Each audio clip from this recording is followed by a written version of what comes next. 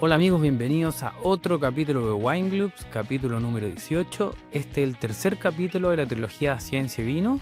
Recordando el primer capítulo estuvimos hablando de ciencia pura y dura, podríamos decir, con el doctor Álvaro Peña.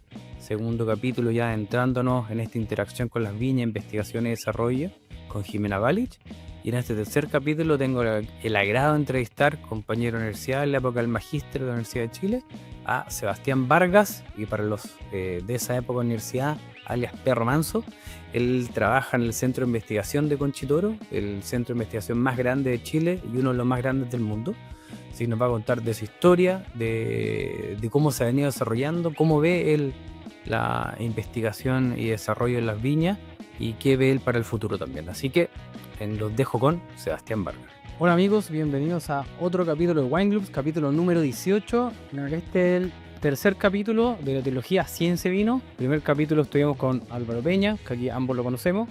Jimena Balich, el último capítulo donde hablamos, ya metiéndole un poco en I+D dentro de las viñas.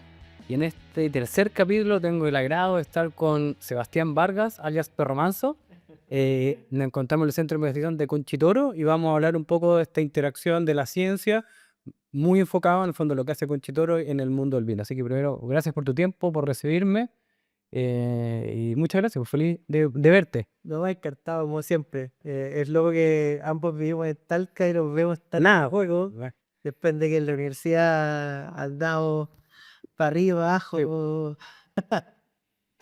Oye, bueno, un poco antes de, bueno, obviamente porque te vi, nos conocimos, tenemos algún amigo en común, de hecho, en la época del colegio, pero bueno, ¿dónde naciste? Yo sé que no, sé que naces en Santiago, lo sé, me voy a spoilear. Cuenta un poco tu historia, ¿dónde partiste? Yo soy nacido y criado, mal criado en Peumo.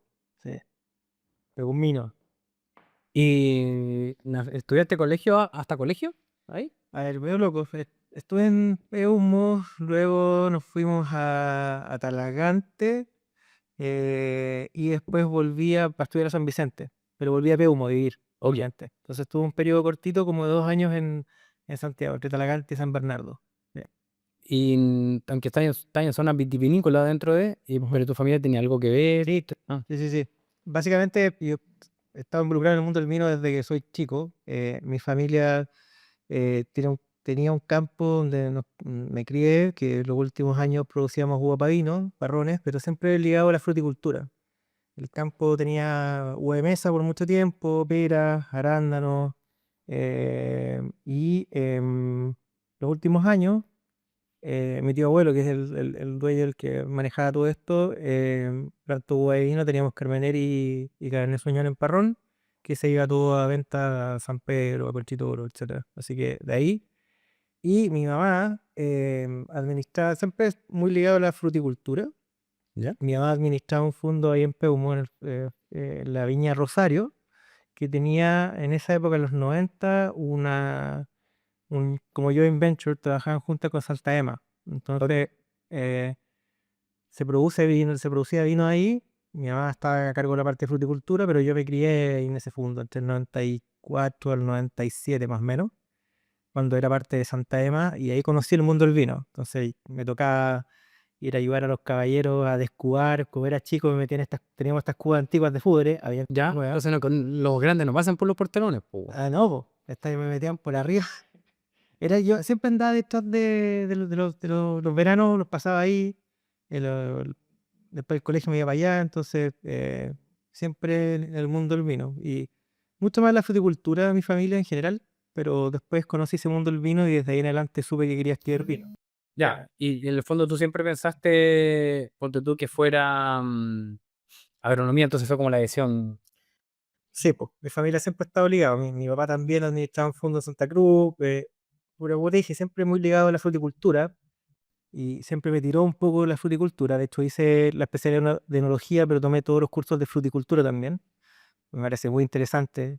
De hecho, siempre Larry Williams en los congresos, que es otro de los viticultores bien conocidos, él trabaja en una que es nueva de mesa. Siempre al final él le tocaba hacer alguna presentación y decía que los viticultores buenos hacían nueva de mesa, que, que es una posición bien, digamos. Ahí lo podemos conversar porque en el fondo, de hecho, hay muchos obviamente que nos escuchan responder industria, y es como, claro, está ese tema de de que en el fondo el viticultor como que tiene que pensar en vino. Claro. Y lo mirá que la ves tú, que también eso tiene su explicación por qué. Pero está bueno para que después lo ahondemos en ese detalle. Sí. Es difícil el mundo de la fruticultura. Mesa es complejo. Trabajáis en otro sistema donde las producciones son mucho más importantes, tenéis reguladores de crecimiento. Estáis trabajando con un fisicoculturista, digamos, dándole todo lo que podáis para poder sacar lo mejor posible. El mundo del vino trabaja en otro sentido, que tiene sus complejidades, por supuesto, pero es entretenido. Siempre me gustó mucho el mundo de las hormonas también, siempre muy metido en la fisiología desde chico. Desde chico, pero desde esa época, digamos. Claro, pero el fondo, bueno, yo me acuerdo, el fondo de agronomía, de hecho, tu tesis fue con Claudio Pastene, que de las personas de la Universidad de Chile, de fisiología de ahí, del que más sabe sin duda, y probablemente en Chile. O sea, me imagino que ahí venía. Por eso me parece interesante porque tú estuviste más ligado, entre comillas, por tu familia, en la fruticultura, Sí. ¿sí? Pues te podría haber ido para la analogía, más para el lado de la bodega, por Ujú. decirlo. Que en Chile está muy separado versus otros países que a veces como que una misma persona ve las dos cosas. En Chile generalmente se separa viticultor y enólogo, aunque los dos pueden interactuar, pero son dos áreas aparte. Y tú te fuiste por la fruticultura un poco probablemente por el ligado de tu familia, ¿no? Siempre me fascinaron las plantas, la verdad. Y el mundo de la fisiología, después cuando entré con el Claudio, fue como ya, esto es lo mío.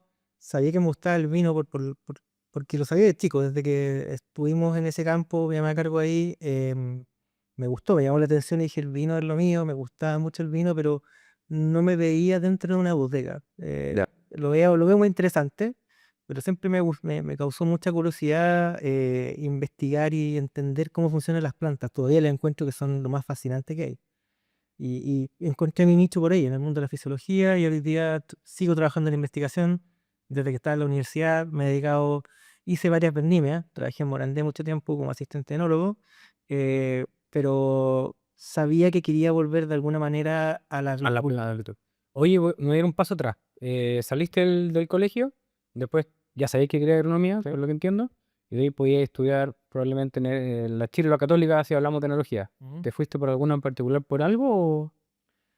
Em, Básicamente me fui a la Chile porque investigando me di cuenta que la que tenía el pool de profesores más amplio también. Era un grupo mucho más grande de trabajo, sabía que tecnología, el departamento es bien grande y también tenéis muchas más especialidades, me gustó eso. Y en esa época que uno es más hippie, digamos, también, y como que más protestante, uno dice, ya, ¿sabes qué? Claro, tomé una decisión de vida, por decirlo. Sí, me sentía más identificado con la Chile en ese momento. Ya. Pero hoy día que trabajo con mucha gente de la Católica, veo que fue una decisión, para mi gusto, bien buena también por el lado técnico, porque justo coincidí en este periodo donde entra Álvaro Peña, empieza a trabajar, sale del mundo de los porotos, Claudio, que empieza a entrar más al mundo de la vitivinicultura, entonces coincidió perfecto. Por tanto, claro, llegué en un muy buen momento y tuve muchos muy buenos profesores, entonces que creo que es muy importante. Claro, yo creo que eso, bueno, estuve con Álvaro en el capítulo antepasado, fue el primero de esta trilogía, y claro, pues esa sociedad, que todavía está, menos mal, que es muy buena entre lo que hace Álvaro y Claudio, como que yo encuentro, da lo mismo en la universidad, pero ellos dos han llevado como la investigación, la viticultura enfocada en el vino, y se han retroalimentado súper bien, y creo que ha subido los estándares, y hay publicaciones interesantes en base a ellos dos, y creo que se formó algo súper choro ahí en la Chile con ellos dos, ahora es más gente obviamente, pero se formó un buen grupo, yo creo. No, sin duda, Esa dupla. sin duda, y venían con todo, llegaron justo en el momento donde empezó a ser muy importante para un académico publicar, por ejemplo.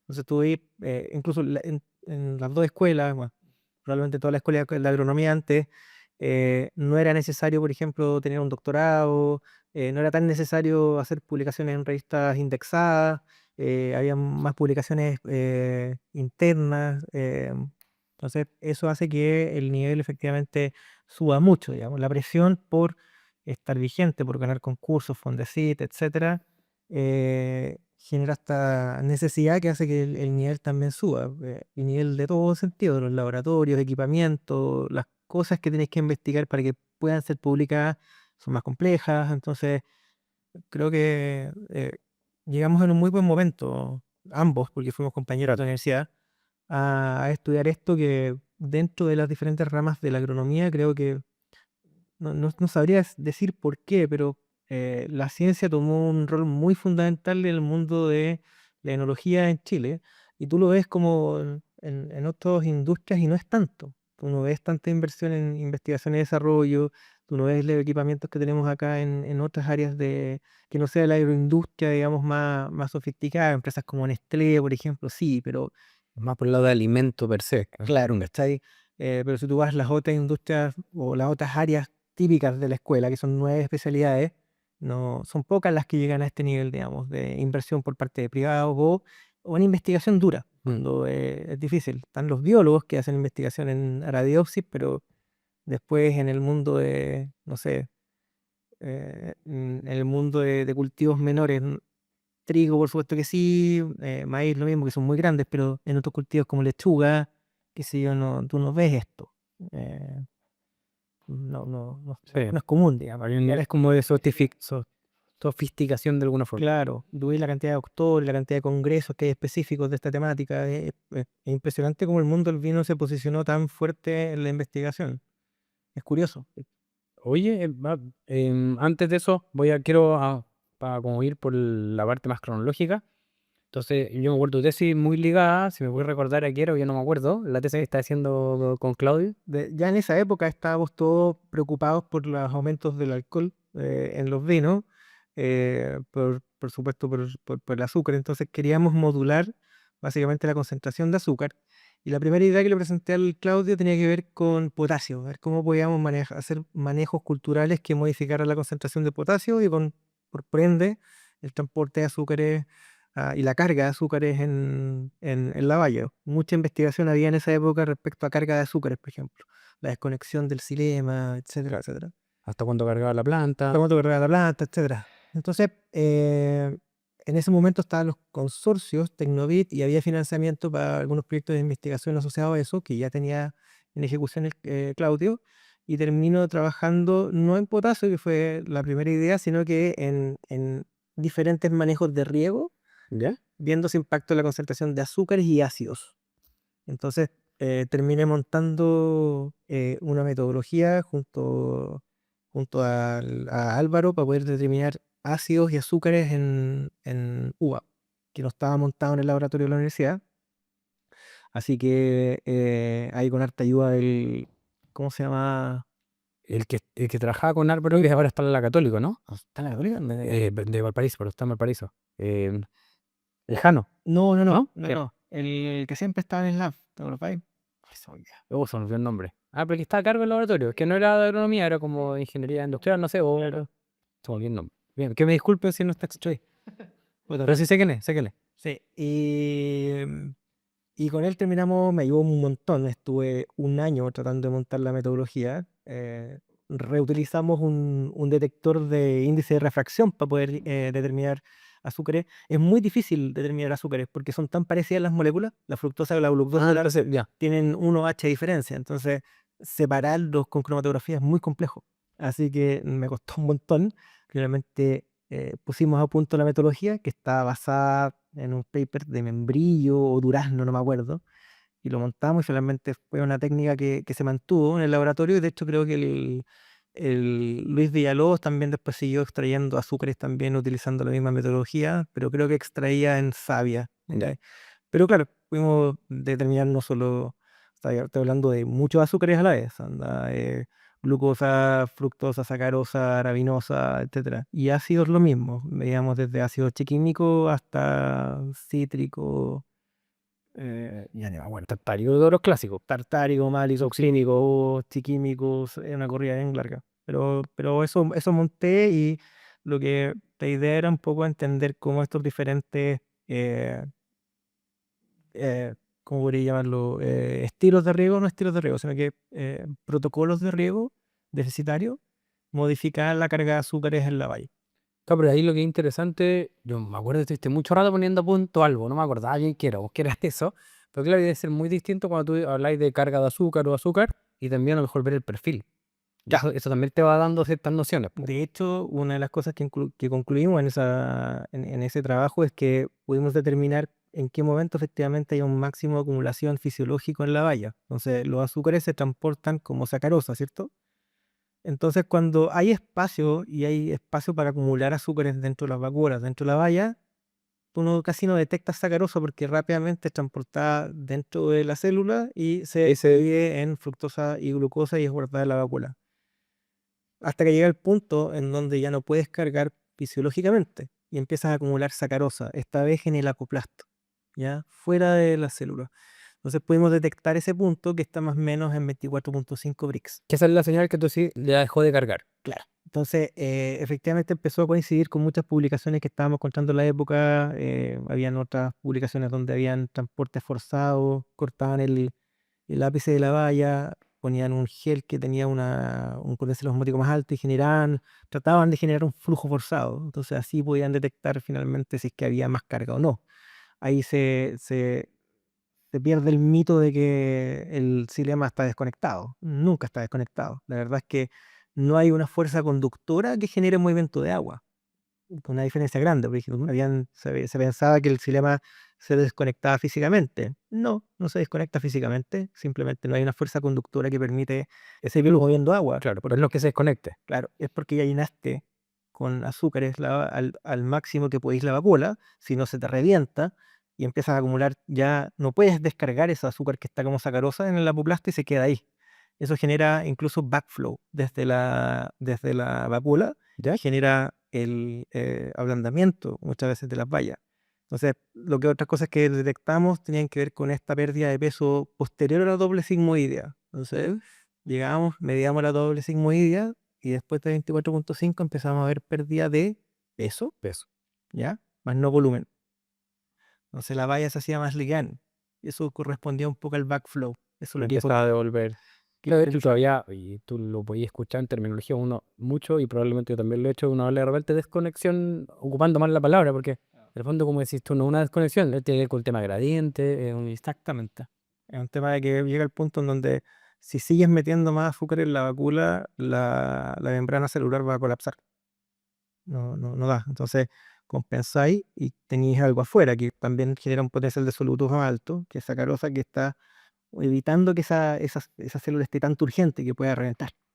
Oye, eso, bueno, para traducirlo, los que no son de la industria van a quedar más colgados, pero ahí hay una discusión súper buena, que lo estamos yendo, pero creo que es importante tocarla, de que tiene que ver con cuando está la uva madura. Claro. Y ese es un temazo, y claro, al final va a ser rápido, pero las escuelas más antiguas, obviamente, todavía deben haber algunos, pero cosechaban cuando la valla tenía que estar ablandándose, o y empezaba a perder este peso, y después el Brix empezaba a subir, pero básicamente no era porque siguiera trabajando, como dices tú, porque al final ya el flujo no había, pero sí ya después empieza a perder agua. Entonces al final está ahí concentrando, por decirlo de alguna manera.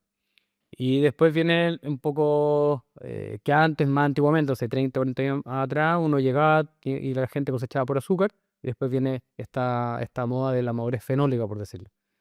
Y ahora yo creo que está un poco entre medio, de repente creo que nos muy un poco al otro extremo y de repente cosechar por un alcohol, pero no viendo todos los parámetros, y creo que la carga de azúcar es un buen punto de decir, oye, la planta está trabajando, me está dando azúcar, que eso es alcohol, porque eso también quiere decir que la planta, me imagino, se siguen generando cosas por de alguna forma, y después ya no hay más procesos.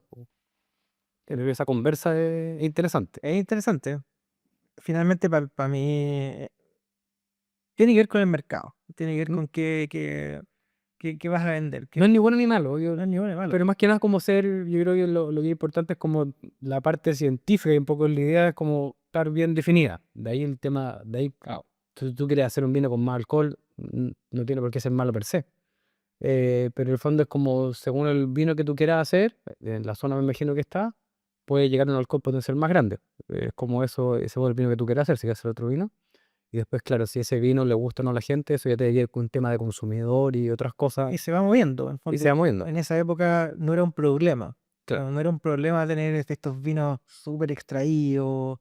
eh, no, Mu- era el estilo que se Era en el cielo, sí. veía. Y era lo que era. Y hoy día ha cambiado. En general, lo que uno escucha es que la gente busca vinos más frescos. El color no es tan relevante. Ha cambiado. Mucho. Hay que adaptarse nomás, finalmente hay que tratar de buscar cuál es el nicho Y cada uno quiere estar. crear y lo otro, dentro de eso también mover los dials, ir ajustando para ajustarte también a lo que necesita el mercado, lo que está pidiendo. Oye, pero para seguir hablando de esto, quiero volver un poco atrás. Después terminaste la tesis, Sí. por fin, me imagino, Sí. después de poner a punto un año. Y después ya dijiste, bueno, tú podrías haber dicho, oye, me gustó la investigación, o capaz que me guste la docencia, y no voy a hacer vendimia, me voy por este camino. ¿Por qué elegiste hacer vendimia igual? Si sabías más o menos para dónde ir. Claro. Yo creo que, no sé si te acordáis, pero lo que más escuchábamos en esa época es que no habían viticultores enólogos, en el fondo. Está súper dividido, bueno, no Estaba súper está súper dividido. Todavía sigue, creo, pero antes era más todavía. claro. Y yo dije, ok, yo quiero ser uno de los primeros viticultores enólogos y tomé todo lo de enología que pude y hice 9 vendimias consecutivas. Dije, quiero aprender a hacerlo bien, ¿cachai? Para después volver al campo, sí o sí, esa era mi... Eso nunca, Nunca sale en la cabeza. nunca salió, No, eso fue siempre el norte, por pero decirlo. quiero hablar el mismo lenguaje. Y creo que lo he logrado en el fondo. Cuando trabajo con gente de enología, hablamos el mismo lenguaje. Y desde mi lado, que lo que me gusta más, puedo aportar, en el fondo, desde el mundo de la viticultura. Mira, ¿sabes qué? Te puedo explicar esto porque sé lo que buscáis, sé comunicarme contigo, sé cuáles son tus indicadores sé De cuáles son tus calidad, KPI, claro. eh, que son muchas veces muy diferentes a los indicadores de KPI que tiene un viticultor. Y más aún si es que la formación es muy diferente. Si es que no te puedes sentar en la misma mesa, hablando el mismo idioma, yo creo que es muy complejo. Muy difícil llegar a cualquier consenso, pues, de ahí partimos mal. Es Entonces, una buena decisión, ¿no? entonces quise hacer eso, que definitivamente atrasó un poco mi entrada al mundo laboral, digamos, serio. Yo encontré mi primera pega fija a los 29 años. Durante todo ese otro tiempo estuve entre haciendo vendimia y después ya trabajando en investigación. O sea, estrictamente mi primera pega fija ya en investigación privada eh, fue a los 26, pero ya con hartas vueltas, digamos, Claro. que fue en Galo, que me fui a trabajar al departamento de investigación de Galo. Oye, antes de irnos acá, lo que sé, yo creo que un punto lo tengo anotado súper interesante para conversar, por lo que implica a nivel mundial. De la primera vendimia que te llevaste, bueno, tú sabías que querías volver a la agricultura, pero igual fue mucho el shock, porque hay gente que estudia enología, hace esa vendimia y después se dedica a otra cosa, a ganadería, pues entonces no tengo idea. Como que es mucho el shock de trabajar a lo que sé, pues las vendimias son duras y todo lo que implica. ¿Cómo fue esa primera vendimia? Que fue en Morandé, dijiste, ¿no? No, ¿No? no, la primera vendimia, yo creo que capaz que la hagamos esto juntos. ¿Cuál va este programa de vendimias que tenía Concheituro en la bodega de Puente Alto? Que Ah, una viernes. semana. Ok, ya esa fue la primera. Ese fue el primer acercamiento y la verdad es que trabajamos harto, porque estudiábamos de lunes a viernes y el sábado, sábado y domingo nos íbamos al turno durante toda la vendimia. Entonces, mi primera vendimia fue esa, la cual me dio suficiente experiencia como de operario para que la primera vendimia oficial, digamos, Claro. completita, la hice en Chocalán. Perfecto. Sí, la hice en Chocalán con Espina. Y ya me contrataron como asistente enólogo porque en fondo ya tenía todo el conocimiento básico de operario, entonces podía manejar perfectamente Ya. O un sea, quemaste turno. la primera parte de operario DEA, que es la primera todo que Claro, todos pasamos. claro, fue en Concha y Toro, en la bodega de Peumo, con Max Weylau. Yo creo que el Max no se acuerda. Porque ya trabajamos juntos y yo creo que nunca se lo había estado. Usted lo he visto, claro. Oye, y después de Chocolán, ¿ahí vino Morandé? Que te repetiste varias, me acuerdo. Sí, después de Chocalán tuve que volver a la universidad porque todavía me quedaban análisis, estaba todavía montando la técnica. Terminé de hacer los análisis en esa época y después volví a Morandé. Entonces terminé la vendimia en, no sé, junio, julio, porque en esa época eran vendimias largas, así que hay mucho tiempo más. Después de julio, agosto que sigan adelante hasta enero, terminé de hacer las últimas cosas en el laboratorio con Álvaro, con el equipo de cromatografía, y me integro a Morandé, trabajando para Vistamar, que era una viña nueva. Ahí me tocó algo bien entretenido que fue armar una bodega desde cero, o sea, no yo, sino que la Tami que estaba en esa época que me recibió, y yo con ella, yo como asistente ayudándola a montar una bodega desde cero, o sea, se nos cayó el tecle. No tenía idea de que te había tocado esa parte ya. Con se nos cayó el tecle. Y cuando lo armaron, Normal, cabrón.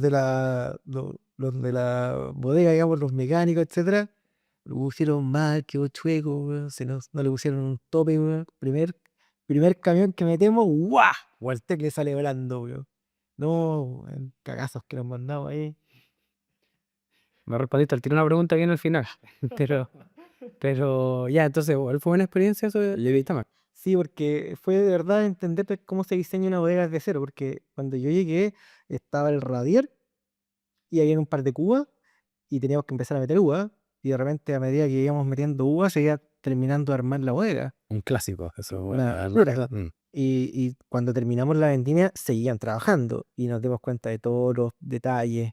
La pendiente había quedado burlado, entonces cuando iba ahí con el yale se te empezaba y ya había un poco de jugo, mostos, el yale se te iba al lado. No, de verdad fue una locura. No teníamos acceso al segundo, a los portalones arriba, perdón, a las tapas. no tenía cómo subir, No no teníamos- habían ariel. No, fue interesante. Ya, y después estuviste cuánto rato, Esa vendimia, ¿ya? estuve ahí. Luego, nuevamente volví a la universidad. Tenía que seguir escribiendo algunas cosas. Me quedaron un poquito también estuve como 2 años terminando la tesis, de verdad. Fue bien complejo el no tener nada detrás, porque fue el primero que monté esa técnica, con mucho apoyo, por supuesto, de los profes, pero Tenés que hablar todo lo que de cero era una locura. O sea, yo compré uva en La Vega, una Thompson Seedless que la compré en, no sé, en julio, agosto, lo que pillé, y empecé con esas muestras de uva y después, a trabajar sobre técnicas. sobre la técnica, estuve un año trabajando con Thompson Seedless congeladas, hasta que salió algo y después efectivamente pude inyectar y analizar mis muestras. En esa época todo era un poco más lento. Había mucha gente en el laboratorio, entonces me acuerdo que me iba los fines de semana a trabajar para allá, tenía llaves del laboratorio del Claudio, entonces pedía un espacio en el laboratorio de cromatografía y el fin de semana, porque era la única forma de sacar la Pasa tesis. años, tú. Claro. Entonces, así un poco saqué la tesis, a punta de fin de semana, trabajando en el laboratorio solo. Éramos varios. Ahora, Sí, habían varios, sí, pues, habían varios, porque aparte para conseguir turno no era fácil. no, Todos querían, y aparte como estaba haciendo vendimia, después volvía y todos coincidíamos en la misma época, que era el segundo semestre, pues, claro. Oye, y entonces después cerramos este periodo de aprendizaje súper fuerte en la analogía en distintas cosas, y viene esta primera que me sé tú como primera pega de viticultura, fue Galo. la Fue una primera pasantía esa. me voy a Estados Unidos a hacer vendimia en el hemisferio norte y me voy primero a una bodega que se llama Tumi, que pertenece al grupo de Silver Rock, que están en Napa. Esta es una bodega que está en Sonoma, que trabajan solo Pinot Noir y en contratación con Morandet. Ok. Entonces, Morandé, de ahí voy para allá, y en Morandé estuve 3 años, así que Como volvía.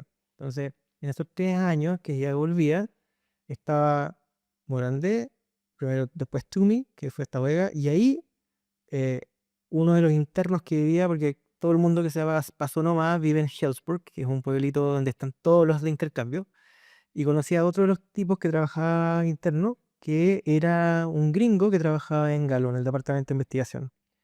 Y a mí, gustándome esta área, le dije, me encantaría ir a conocerlo, fui a verlo y curiosamente, la jefa de él es una chilena, la Ana María Ramírez. ¿Ya? Ana María Ramírez, que se fue para allá hace mucho tiempo y trabajaba, era la que estaba a cargo de la bodega experimental en Sonoma. Carlos está dividido en eh, los equipos mayores y los laboratorios grandes, los edificios grandes de investigación están en Modesto, ¿ya? Y tienen una rama de investigación que es la bodega, digamos, de escalamiento. ¿Ya? En Modesto hay estanques de 50 litros. Muchos estanques, como 250 estanques pequeños de 50 litros, donde se hace la primera parte de la investigación. Si las cosas salen bien ahí, escalan a estanques de 2 toneladas. Esos estaban en Sonoma, donde estaba yo, Ok. y que dirige la Ana María, que ahora está en producción, creo que no está en investigación. Y ahí recibíamos los ensayos que ya tenían 2, 3 años y que iban avanzando Iban en esta escalando. pipeline de resultados positivos.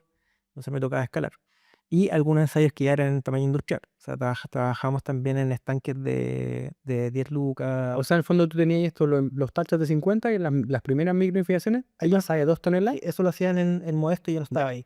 pero como el razonamiento de valor, Claro. estas 50 toneladas, 50 kilos. 50 kilos, 2 toneladas, 2000 kilos, Sí. y después ya pasáis en semi-industrial, industrial. Ya.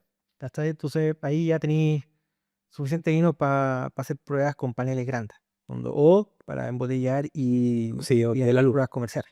Ya. Entonces, es un poco el modelo. Nosotros acá estamos en un modelo inmediatamente intermedio. Nosotros, los estanques son de 1 tonelada, pero tenéis suficiente material como poder mandar a hacer un tender, por ejemplo. Claro. O poder mandar a hacer una prueba de consumidores con 4.000 personas sin problema. Estamos ahí en medio.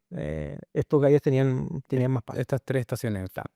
Oye, y ahí, en el fondo, cuando te contactaste, de ahí dijiste que pudiera conocer, ¿de cómo salió? Sí, pues fui a conocer a Ana María, no la conocí, fui a visitar, dije, "Guau, esto es lo mío, me encanta, es lo que siempre he querido hacer, así que eh, dame el contacto de tu jefa, le escribo a Ana María, después ya, cuando ya me venía de regreso a Chile, me dice, sí, claro, Ana María muy, muy, muy ya americana, muy ya, muy protocolar, así como, sí, no hay problema, mira, en tal fecha salen las postulaciones, tenéis que estar atento al link y postula. Te mandó por el contacto regular, ¿no te hizo? Sí, no, fíjate, ya no. Eso me gusta mucho de Estados Unidos, que no hay no hay apitutados, tú postuláis como todos los demás, me da lo mismo que ser chileno, no me importa. Y si cae bien y no Si rinde, si tiene las características que necesitamos, va a ser seleccionado de manera natural. Y eso ocurrió. Entonces, vuelvo a Porandé, postulo, salgo seleccionado. No son muchos los puestos que hay ahí. Habían solo 2 personas que trabajaban en el departamento de investigación con Ana María. Se venía el grupo de química que ellos traen un container desde Modesto, traen 2 containers, son 2 camiones con HPLC y todo, lo instalan ahí en la bodega de Sonoma donde estábamos nosotros y trabajan con nosotros. Pero eso eran como 4 personas más el de viticultura, que tenían también otra rama pequeñita allá en el norte, en Sonoma, porque también casi todo el core está en Modesto y tiene estas operaciones que son por la vendimia, digamos, Ok. donde llevan gente, pero full time en Sonoma está Ana María, está Jim O'Donnell, que era el de viticultura, y ellos dos manejan todo el escalamiento de estos proyectos. Y los demás viajaban, digamos. Ya, Traían Erlang. 2 camiones con HPLC, con GC, una locura. Lo instalaban ahí, fijaban las patas, quedan fijos toda la vendimia y vamos metiendo muestras para los proyectos de investigación. Y ahí una de las químicas se venía, vivía en un hotel por toda la vendimia, porque igual Sonoma, Hillsburg y Modesto es lejos. Estamos hablando de como 6 horas. No es, Era para ir. no es algo para ir para el día.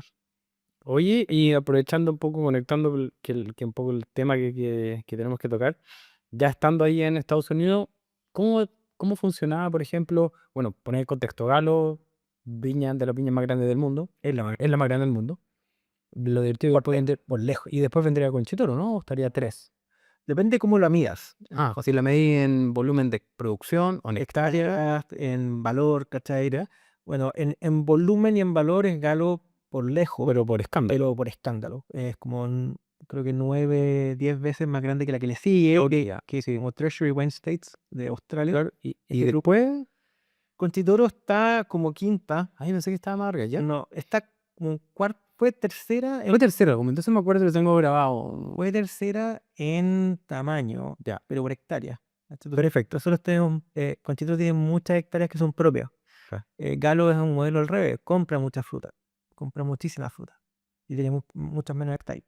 Oye, y en ese modelo, Galo siendo la más grande del mundo, ¿cómo, yendo ya aprovechando que estáis ahí, cómo se configuraba el I+D? Había un área un departamento de viticultura, un departamento como más de enología y un departamento de consumidor, o otro área que no, Ujú. o era todo un área y ahí como que tenían distintos trabajos. No, exactamente como lo describes, que es muy parecido acá.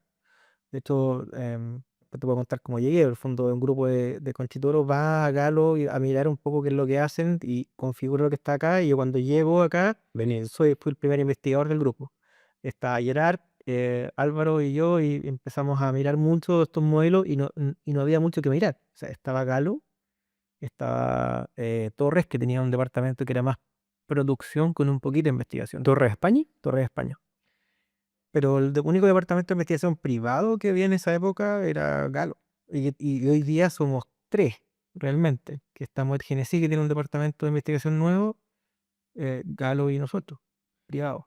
Oye, y ahí un poco, pues, para diferenciar los países, ya tenéis los Galo, que son pocas las pruebas ni el mundial, por lo que entiendo. Sí, Y ahí el Estado, pues yo me acuerdo, siempre doy el ejemplo de Australia. No sé, pues la industria pone $1 y el Estado pone $1 para investigar. En Estados Unidos, ¿cómo es? es privado. 100% privado. Sí, es mucho de privados financiando. Es más, por ejemplo, Galo hoy día financia un proyecto que se llama, que terminó ya, que se llama Grapex, en donde ellos ponen plata fresca, en el fondo, y le ponen plata a la NASA, le ponen plata al ARS, que es la rama de investigación del USDA. Ellos ponen la plata. Muchas, hay un poco de levantamiento de plata pública, federales también, pero en general la empresa pone mucho más. Es un Ya, modelo, no un modelo tan estatal, es un modelo privado. es muy gringo en el fondo. Sí, pues. Mucho de las empresas invierten mucho en investigación. Y da, o sea, Galo es gigante. El departamento de investigación de Galo nació en el 60 y su primer cromatógrafo lo hicieron ellos. Imagínate Ah, sí, ya. esa onda, en esa época donde se estaban creando los cromatógrafos Legal. de gases, ellos, tú ves la historia del departamento de investigación y veis esos milestones, esos hitos de que ellos o sea, construyeron, ¿cachai? A mano, uno de sus primeros cromatógrafos de gases, en el 60. Entonces es un departamento que tiene muchos años de investigación y que sin duda ayudó a que está el ambiente de Estados Unidos y en general para las industrias, que es muy bueno, pero también está el hecho, el espíritu de Galo de invertir en investigación desde el inicio. Y para contarte un poco la figura ahí, es tal como dices tú, hay un director que es un VP, un Vice President, que es Nick Dukuslan, que era ex profesor de viticultura en UC Davis. Él dirige esta área y se llama VCE, Viticulture, Chemistry and Energy, ¿ya? Y estas tres grandes unidades operativas que tienen investigadores alocados ahí, son como 60 investigadores que están trabajando full time con ellos, no sé cuántos doctores, son un montón.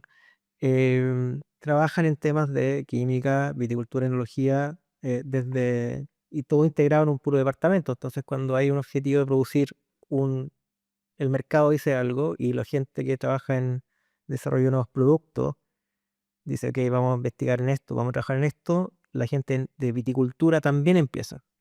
Ejemplo, en esa época estábamos trabajando en blend enhancers, como los potenciadores de los blends. Ya la gente de marketing sabía, de desarrollo de productos del equipo se había dado cuenta de que había un espacio súper importante para los muscat, para los muscateles en Estados Unidos. Ya, esto fue más o menos hace 12, 13 años atrás.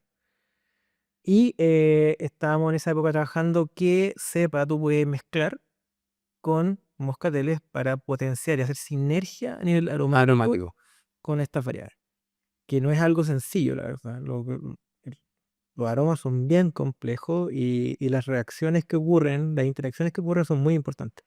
Entonces nos dimos cuenta de que habían unas variedades que eran mucho mejores para mezclar y que producían un montón más. Entre esas, French Colombars. Perfecto. Y cuando tú veis los registros de plantaciones de Estados Unidos, en esa época, empezáis a ver Chardonnay, Sauvignon Black, French Colombar, la tercera más plantada. Como, pero ¿para qué si esta cuestión no tiene gusto a nada?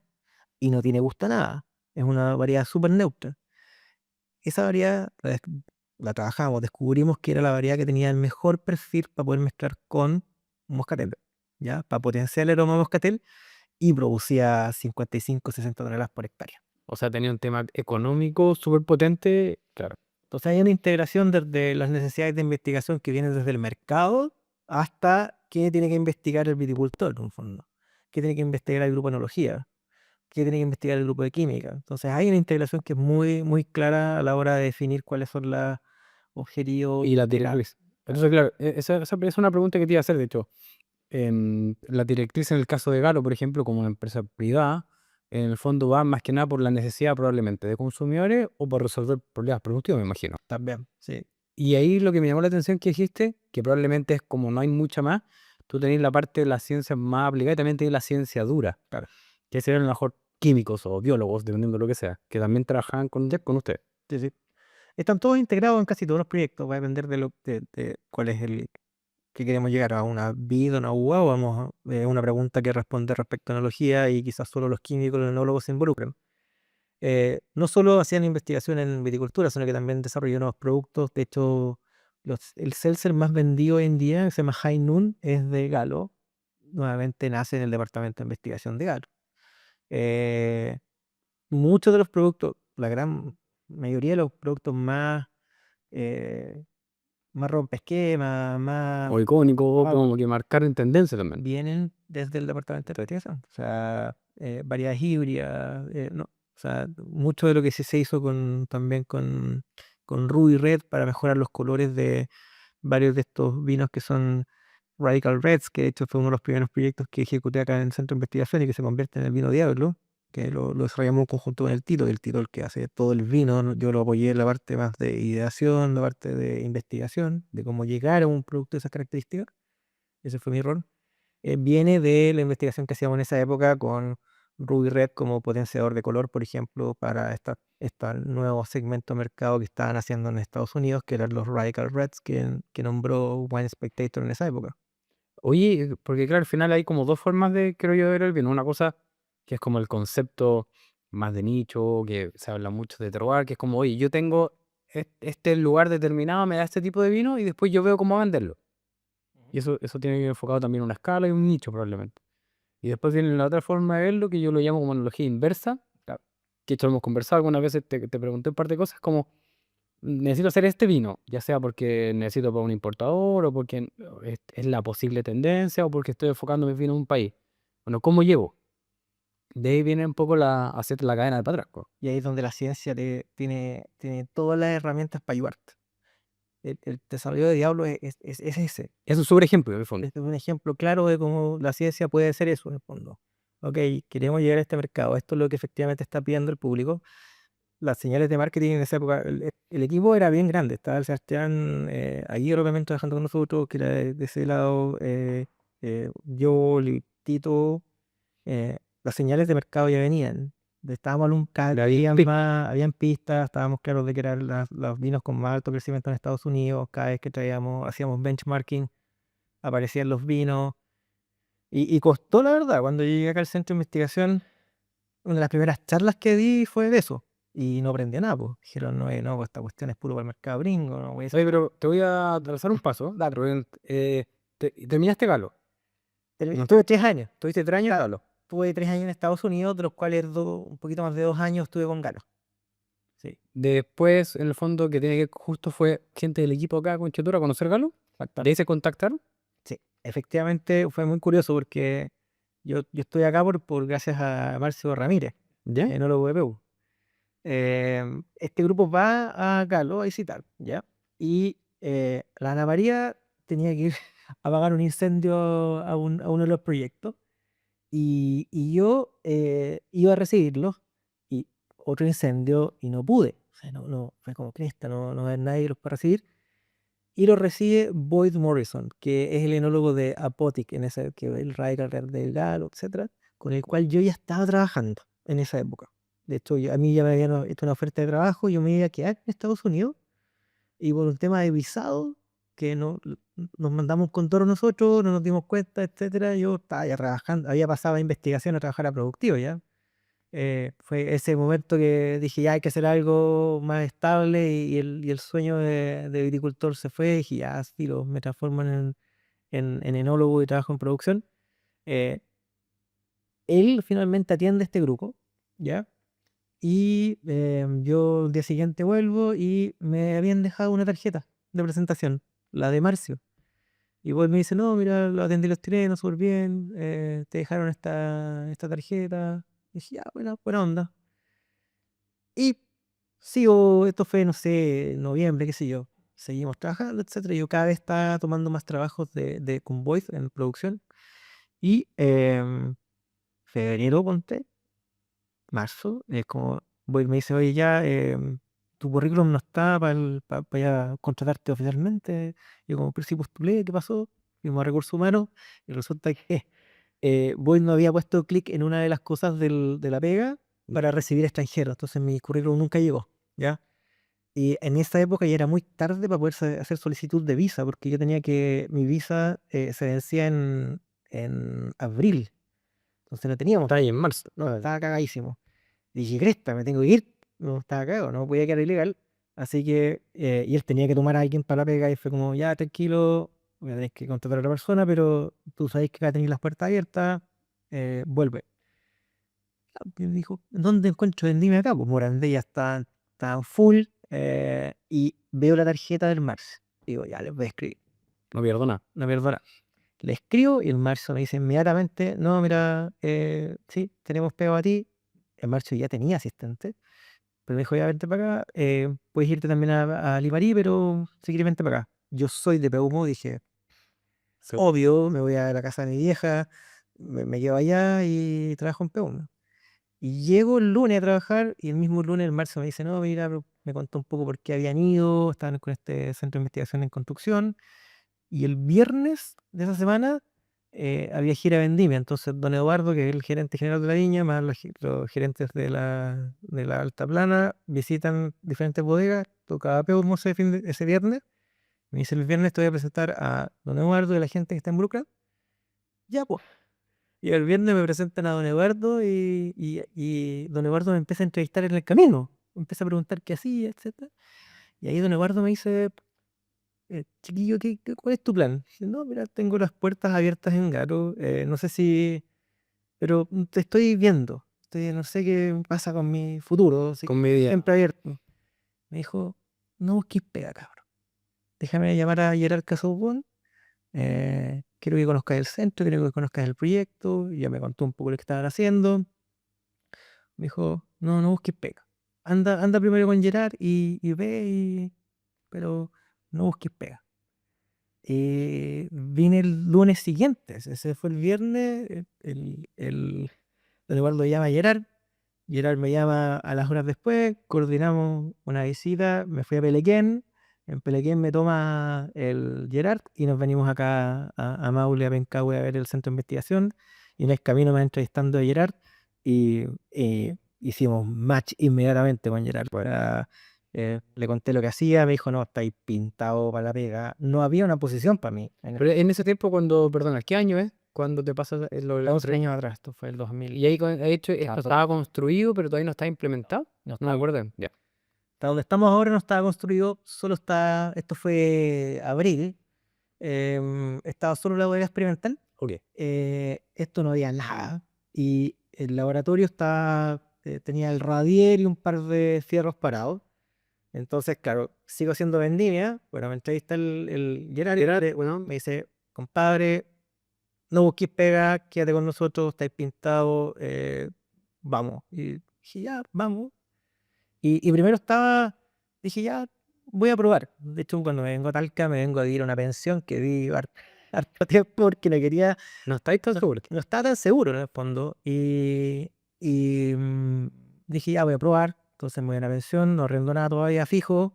Voy a darle unos 6 meses para cachar qué onda y si no, después me devuelvo a Galo. Y nada, me encantó trabajar con Gerard, Álvaro, que son de verdad, creo que tenemos un equipo increíble. Y es mucho es De mucho personas, ¿no? de De perdón, persona bien. y técnico también, en el fondo. He aprendido un montón con Gerard, con Álvaro también. Pero como equipo de personas nos llevamos muy bien. O sea, yo puedo decir que somos amigos, en el fondo. Nos hicimos amigos en el trabajo. Lo cual hizo que finalmente no contactara a Galo, no, los veo siempre. Estuve con ellos ahora hace 2 meses por un congreso. Tenemos muy buena onda todavía. Ahí me imagino que hay interacción también de investigación, pues, ¿no? Sí, efectivamente, Nick Lukusen, que es el director del Departamento de Investigación de Galo, es mi codirector de mi tesis de doctorado, ahora, que espero entregar de aquí a fin de año. Tenemos una muy buena cooperación con ellos. Nada de cooperación comercial, por supuesto, ni nada de cooperación de investigación como tal, pero tenemos porque, por supuesto, es muy competitivo, pero hay una muy buena razón a nivel de entender el ecosistema, de la innovación, de ver ejemplos. Ellos han venido acá, nosotros los hemos visitado también para utilizar como ejemplos, pero aquí podemos mejorar, entender un poco los desafíos de ellos y los nuestros, que son similares. Y en Sí. eso hay mucho de interacción. Oye, y ya trabajando con Chetero contratado, no me cabe duda, también conozco a Gerard, de hecho, veía en el mismo condominio. Me imagino un súper buen equipo, también conozco a Álvaro, pero en el fondo, antes de meternos como al detalle hoy día lo que hacen en Conchitoro, ¿cómo ves tú el I+D en Chile primero? Porque en el fondo, y yo lo que hablaba, lo que hablé con la Jimena en el capítulo pasado, lo que hablaba con Álvaro, y lo que yo veo, a nivel de Estado me parece que es poco, ¿no? No hay como una directriz a nivel de Estado que diga, vamos con ese norte, nosotros podemos financiar, sino que son más que nada, el caso de la Jimena, una cuestión muy particular de variedades de rescate. Lo que hace usted es netamente privado, por lo que yo entiendo, nace de necesidades que ustedes ven. No hay una directriz a nivel de Chile que tú digamos, oye, Chile 2040 necesita estas cosas y para allá vamos. ¿O me equivoco? Una de lo último que comentaba, nosotros en este caso no es solo privado. Hay temas que son precompetitivos, por supuesto que ahí no, es cerrado, eso está 100% financiado por Conchitoro. eh, pero en las otras cosas que son más abiertas, los temas que trabajo yo que son de cambio climático, riego, son absolutamente abiertos. Nosotros hacemos seminarios, estamos integrando productores en nuestras herramientas que desarrollamos y hemos compartido muchas de estas cosas. Es más, de hecho, el proyecto que trabajo en riego, hoy día con Vinos de Chile adjudicamos un subsidio, Tuve, me acuerdo de esa charla, sí. ¿sí? Y ese proyecto va a quedar abierto por industria nacional y que puede ser un ejemplo para las paltas, para los zapallos, para lo que quieras, en el fondo, que es como poder medir correctamente curvas de coeficiente de cultivo y empaquetarlas para después, solo con información meteorológica, tener recomendaciones de ¿Cuánto riego rayaba? muy específicas. Nosotros somos, creo que, uno de los primeros grupos que calcula bien curvas de coeficiente de cultivo en diferentes condiciones. O sea, tengo torres de flujo que son las que te... Esto viene de la ciencia que es dura, eso es parte de mi doctorado. Estamos viendo con Eddy Covariance y con Surface Renewal, que son las técnicas gold standard del mundo para medir evapotranspiración y flujos de gases, CO2, metano, para medir todos esos datos que tú ves de CO2 o de emisiones vienen de este tipo de torres. Entonces nosotros instalamos 4 de estas torres, las compró Conchitoro, las hemos financiado nosotros. Hay una que estamos arrendando con este proyecto que nos adjudicamos con Vinos de Chile, se la arrendamos a la universidad. Y con esas torres nosotros estamos viendo evapotranspiración real, real en condiciones industriales, en espalderas tintas, espalderas blancas, canopias libres y parrones. De las condiciones específicas donde están las torres, distancia entre era variedad, nosotros atacamos un 44% de la superficie de la compañía, que más o menos 44% de la superficie nacional está plantada en esas condiciones. Y esas curvas de coeficiente de cultivo no estaban. Tú me Puede decir curvas de literatura nomás, po. tenías valores tan decir. Te digo, ya en full desarrollo en Pinta, el caso C es 0 punto tanto. ¿Cachai? Después, claro. Y que venían de casos C que venían de porcentaje de área sombreada, de técnicas que eran bien manuales. Entonces, nosotros medimos realmente y podemos calcular casos C bien. O sea, pusimos una estación de referencia en el mismo campo que estábamos con estas torres, midiendo de la manera más sofisticada y más validada del mundo para medir estas cosas. Y lo hicimos. Y lo probamos durante 5 años. Hoy día tenemos una curva clara y con el Consorcio de Vinos de Chile, ahora estamos con estas otras 3 condiciones que son variedades blancas en espaldera, canopias libres y parrones. Y con eso ya, como dije, 44% de la superficie está cubierta. Antes tenía una curva de caso C para vides, Claro. sea buenesa, sea lo que sea, blanca, tinta, La espaldera. espaldera, da lo mismo la distancia de plantación. Claro, y una cosa que es súper evidente, o sea, si tengo piensa simplemente en que hay variedades, a ver, como la más grande, por ejemplo, es el área foliar que tienes dispuesta en una hectárea.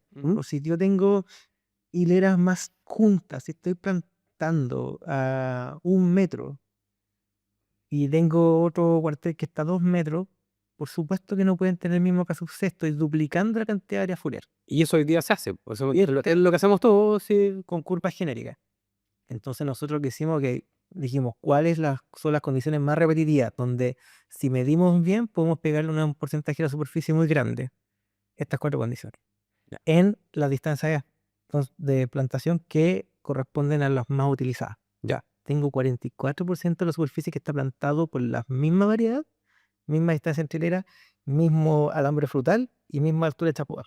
Ya, o sea, Son es brutal los datos, sí. ¿Cachai? Entonces, con esa, y después, claro, bien las que son más específicas, etcétera, se pueden ajustar seguro. Y antes no teníamos nada. Hoy día, por lo menos, tenemos estas curvas y tenemos una referencia buena. Que está mucho más cercano, un dato que probablemente tenía Hugo Mesa Parrón, ya de fondo después si cambia probablemente la densidad o la espaldera acá es distinta, pero me imagino que está más cerca, después se tendrá que validar, pues. Claro, imagínate el caso C que teníamos antes, venía de Larry Williams, que lo había medido con un lisímetro de pesadas donde tenía dos plantas.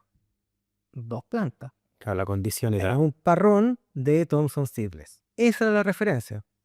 Entonces, cuando no, es que no, ¿por qué no me coincide cuando río en caso C como No me que coincide, claro. no me coincide, se me estresan un poco las plantas, ¿por qué?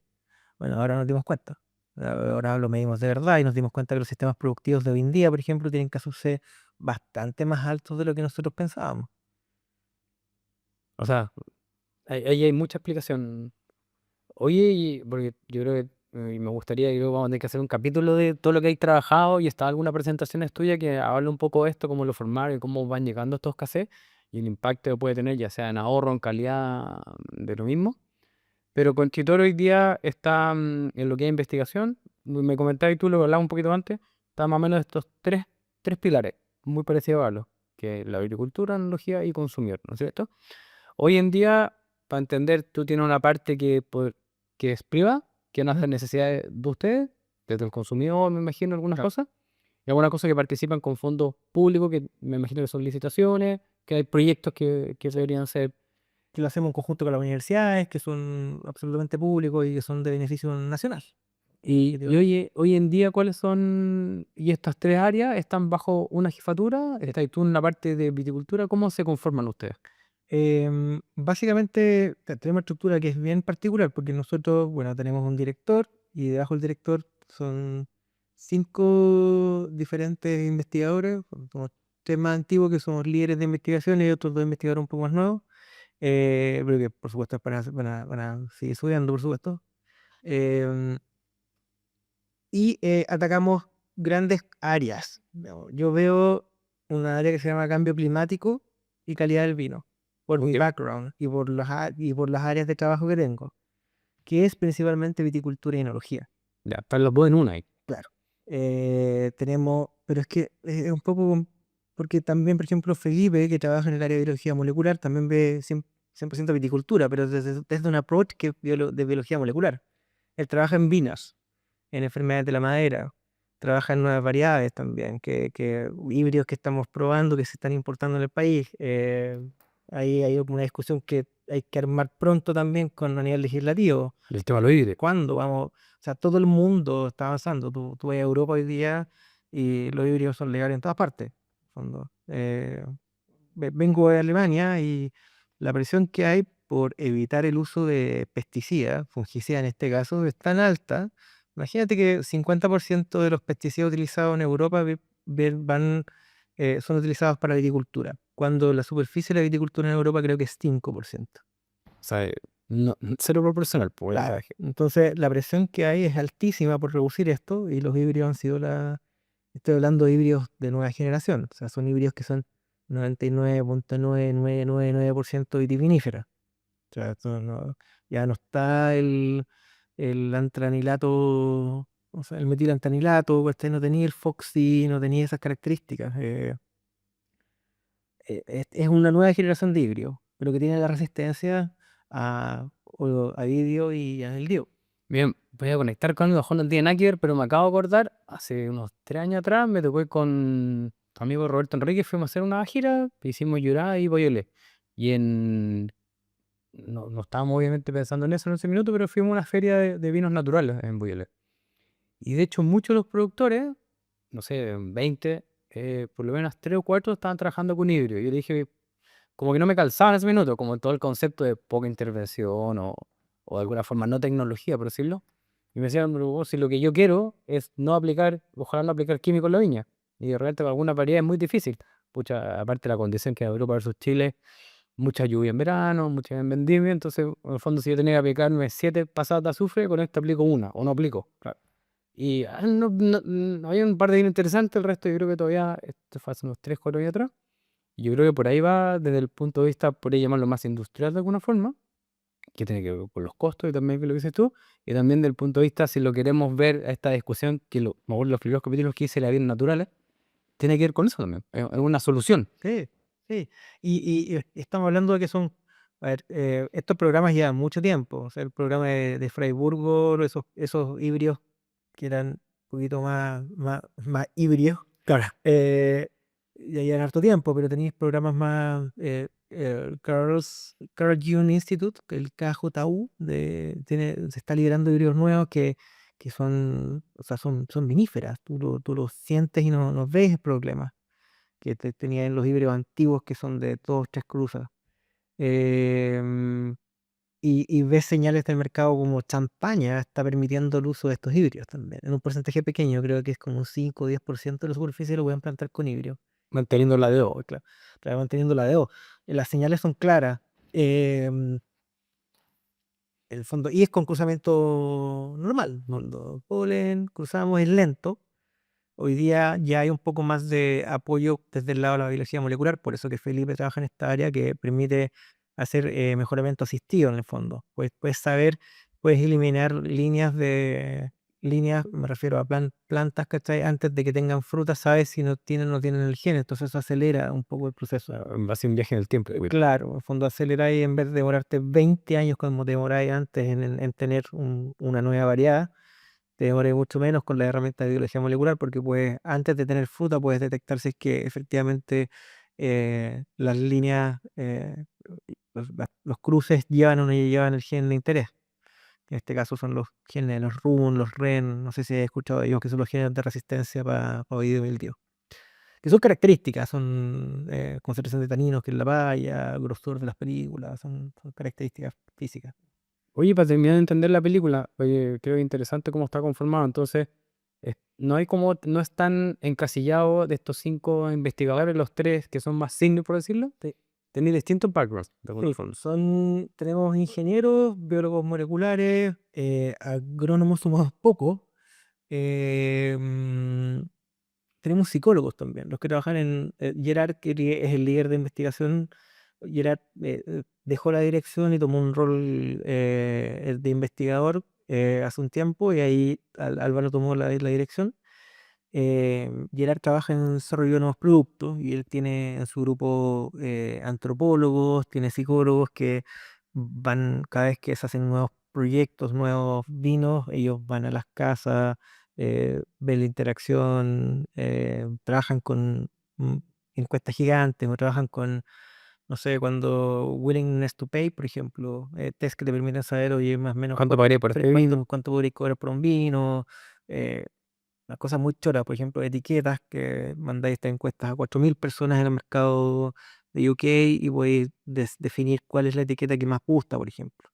O sea, ni siquiera diciéndole, oye, no, solamente cuando tenéis muchos datos, tú puedes extraer mucha información sin necesidad de preguntar en el fondo. Ya, es Si como te viendo al gusta ver, cualquier etiqueta, claro. como no, etiqueta, precio, y cuando ya ves como patrones de repetición, cuando la gente tiende a escoger una, empiezas a extraer información como, que ya para este mercado específico, este nombre pega mucho mejor que este otro que quizás tiene una distribución binaria en donde hay gente que le gusta mucho y gente que no.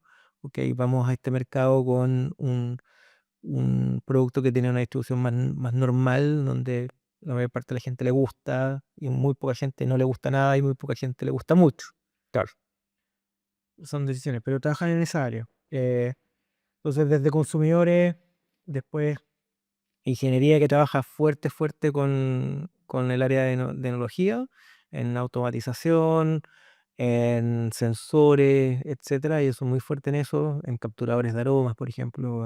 Hay estos proyectos que tienen que ver con eso, con fierros, con modelación de fenómenos también, modelación de extracción de tanino, modelación de fermentaciones, Curva, proyección, claro. predicción de curva, predicciones de uso de fosfatos, ¿cachai? De nutrientes.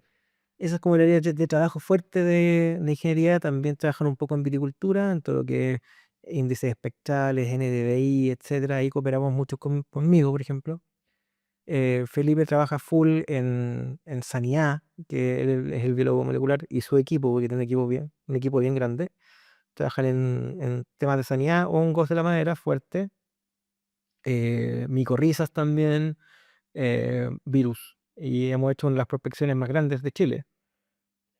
El protocolo de detección de hongos de la madera y de virus fue un protocolo que fue desarrollado acá en el centro de investigación a través de PCR, misma herramienta para COVID, Ujú.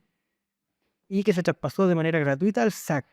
Que Hoy es día, la nueva, que es un temazo hablando de sanidad digital. Pues de hecho hace poco hay una ley sobre eso. y viene de acá, al fondo. El centro hace toda esta investigación, hace este análisis a nivel nacional, el survey más grande que ha habido de enfermedad de la madera en el país probablemente, y de virus, buscando material limpio para nuestro vivero, y limpiando el material que no existía, que estaba limpio, clones específicos. O sea, el clon Cabernet 337, que viene con virus de origen, lo limpiamos. Ya tenemos un clon que está limpio, ¿ya? No tiene Grapevine Fine Leaf Virus 2. Bueno, el tema está que se hace esto y se generan los protocolos, los cuales después son donados gratuitamente al SAC y que se transforman en el protocolo de ahora de certificación de plantas limpias y de importación. O sea, generamos una norma que es mucho más estricta de la que había y después eh, este grupo de acá del centro entrega este protocolo gratuito para el Estado para que, oye, porque acá en el fondo nos conviene a todos estar más limpios. Sí, pues, porque mira, es un punto importante, aprovechando en el fondo, hoy día, grandes los problemas, sobre todo lo que estaba un poco metido en la industria, el tema de la enfermedad de la madera, virus, todo un material que se plantó, no sé, 90, 2000, 2010 y todavía pasa, mucho material que viene sucio. Entonces, al final, eso en producción, en calidad, va decayendo en el tiempo. Y se acentúa sobre todo en todo el tema cambio climático, estas situaciones más estresantes. Entonces, en otros países que hay, no está muy regulado en el fondo. Tú vas a ir a un vivero y vas a tener plantas probablemente con virus y tú no puedes exigir que vengan sin virus. No hay una legislación a nivel país sobre eso. Claro, y ahora, ¿Cómo cambió si me explicáis eso? ahora está cambiando. En el fondo, con esta operación que tenemos, la idea es que se genere esta planta certificada. Entonces, que no era un tema en Chile, no había planta certificada de virus. Ahora vamos hacia ese camino, tener planta certificada. Y los métodos para certificar van a ser esto. Y ahora el SAC está trabajando en esto para poder montarlo y vender finalmente y poder certificar planta por parte de los viveros. Claro, ahí si me podía ayudar, yo me acuerdo que lo iban a asegurar que venían libres de algunos virus, que son los más importantes, no de todos los virus, ¿no es cierto? Sí. Ya, esa es una duda que tenía. Sí. Y Que es un primer paso, obviamente. claro, y el primer paso. O sea, esto es work in progress en este momento, pero claro, nosotros estamos bastante más adelantados porque fuimos los que desarrollamos esta cuestión. Eh, y claro, la idea es que finalmente se transforme en el protocolo nacional. ¿No? Y por eso que todas estas cosas que te digo yo de investigación, donde la viña mete muchas lucas, mucho tiempo, dedicación de los investigadores en temas que son estratégicos para la viña, son estratégicos para la industria, se comparten y son abiertos. Ya, Eh, yo creo que eso es algo súper importante porque yo he venido un par de veces a jornadas de divulgación acá, pero si tú hablas de repente con la gente, probablemente o no lo tienen tan claro o tienen esta imagen negativa de una bodega más grande que por sí como que o sea, tiene cierto recelo, por decirlo, pero en el fondo la problemática que tiene Conchitoro es la problemática que tiene todo el país. Po. Si te manejáis gran parte de la hectárea, en el fondo las soluciones que se encuentran acá van a servirnos a todos. Claro. Eh, Y, y si te fijáis, finalmente de los 5 investigadores que tenemos, 4 trabajamos en temas que son básicamente todos públicos. Yo publico mucho, mis investigaciones casi todas se publican. Y es porque, claro, trabajo en cambio climático, en riego, en calidad, entonces da un poco lo mismo que, o sea, hay algunas cosas de calidad que trabajo que son privadas, por Ujú. supuesto, pero la gran mayoría de las cosas son públicas porque nos interesa que finalmente como industria nos vaya mejor. O sea, no saco nada con ahorrar agua. Yo, si mi vecino está regando súper mal y está ocupando el doble del agua de la que necesita, no me sirve. ¿Cachai? Entonces es bueno que esto se comparte, eso es lo que hacemos. Nosotros con esto que estamos haciendo con Vinos de Chile va a quedar en la plataforma Vinos de Chile una herramienta que va a permitir ajustar muy bien los requerimientos de agua por parte de los viñedos, al menos volumétricamente. Después hay que ver los temas de sondas, de humedad, hay que ver lo que pasa en los diferentes suelos, mi capacidad de estanque, etcétera. Eso es todo figura, pero por lo menos volumétricamente, que es el gran número que te hace pasar de 4.000 metros cúbicos por hectárea a 3.000 metros cúbicos por hectárea, Una brutal va cosa. a estar ahí. Va a estar empaquetado en una herramienta pública. Oye, un poco dos preguntas en una. Hoy en día, me lo has dicho, pero así como para resumir, hoy en día los esfuerzos, tenía este equipo que es multidisciplinario, los focos, lo que estáis liderando tú, que es como cambio climático, que involucra varias cosas, Sí. el otro foco es consumidor. ¿Hay algún otro foco o una problemática que estén viendo ahora? Como que O sea, ok, te iba comentando, Felipe trabaja fuerte en virus, enfermedad de la madera, eso es un área que es un área establecida en el fondo, es una directriz de Viña, y es porque en el fondo cuando se crea el centro y el primer plan estratégico de investigación se definen estos grandes pilares de investigación que son transversales, que van a durar mucho tiempo. Eso evita que tú vayas saltando de área en área, en el fondo, que se te acabe el financiamiento o que haya un proyecto y que después no prende, que tengan base. Cuando definís muy bien qué áreas de investigación generan un impacto en la viña, los transformaron en estos pilares estratégicos de investigación y dentro de eso yo me mantengo. Cuando yo llevo 10 años trabajando en las mismas áreas, en cambio climático y calidad del vino. Entonces, atacando temas de recursos hídricos fuertes. Y hoy día, si bien terminé un proyecto que veía la parte volumétrica, ahora estoy trabajando más en sensorizamiento, en sensoramiento de estado hídrico con nuevas herramientas, por ejemplo. Pero sigo en el mundo estoy en mi área cuadrada es grande, ¿ya? pero sigo trabajando acá. Ya, es interesante, porque por ejemplo, es muy distinto a lo que le pasa hoy día a la academia, por decirlo. Que la academia y las universidades que investigan tienen que ganarse un fondo Ya. y es una temática y el proyecto, no sé, pues, dura un año, dura tres y a lo mejor renováis y con eso te compráis los equipos, pero después pasa muchas veces realmente tener el equipo pero no podéis operarlo, que Oye, es brutal. Por eso es importante hacer esa diferencia, sí, que lo bueno, tú no tenés estos pilares que son a largo plazo, me imagino que después van evolucionando, pero es un norte. Claro, lamentablemente hoy día, si tú te vas del otro lado, que serían algunas pocas universidades que investigan en tecnología, es el proyecto, lo que dura y estamos. ese es un problema gigante. O sea, el hecho de no tener un presupuesto base que te permita mantenerte hace que eh, te transformáis una vez y tenéis que bailar al ritmo Del que ponen la plata o del fondo que está. cara de los incentivos que hay hacia algún área específica. Entonces, es un problema grave porque en el fondo no le dais continuidad. Hay muchos proyectos que están a punto en el fondo. Y tenía este investigador que tenía de la universidad que estaba a punto de lograr un producto, un bien, un servicio que estaba casi listo para llegar al mercado. Y se le acaban los fondos. Y seguía sin ni uno para contratar gente, para comprar reactivos, para hacer nada. Eso es terrible. Entonces, por el lado de acá, es lo bueno que tenemos. Nosotros tenemos un presupuesto base que nos permite operar. Claro, ¿Cachai? que los equipos que tengan, los equipos sigan moviéndose. Y lo otro que hemos contribuido mucho también a la investigación nacional, porque yo trabajo con muchas universidades en donde presupuesto de Concha y Toro permite alocar algunos, permite alocar, em, lo que pasa es que casi todos los fondos concursables te piden muchas veces aportes pecuniarios, o sea, gasto, ¿ya? Ok. Un subcontrato, comprar cosas, etcétera.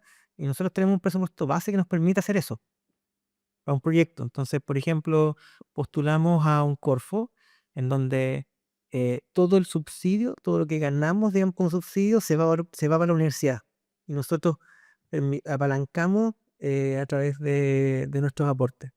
Entonces, no sé, pues, un proyecto que, no sé, con fondos concursables donde estamos pidiéndole, la universidad le pide 100 millones de pesos al Estado, pero tiene que poner 20, nosotros ponemos los 20. Ok, perfecto. ¿Cachai? Entonces, nosotros no nos mueve la aguja porque no aumentamos nuestro gasto, ya, porque lo tenemos alocado. Entonces, yo tengo un presupuesto base anual para trabajar en recursos hídricos, ¿ok? Los desafíos de la compañía, que es mejorar el riego.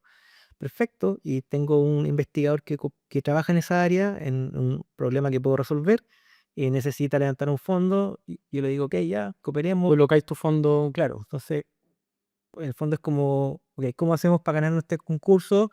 Necesito que la viña ponga tanta plata, ok, listo. Te ponemos ese porcentaje que es lo que te pide el concurso. 20%, 15% del costo total. Y el resto del subsidio se va a la universidad.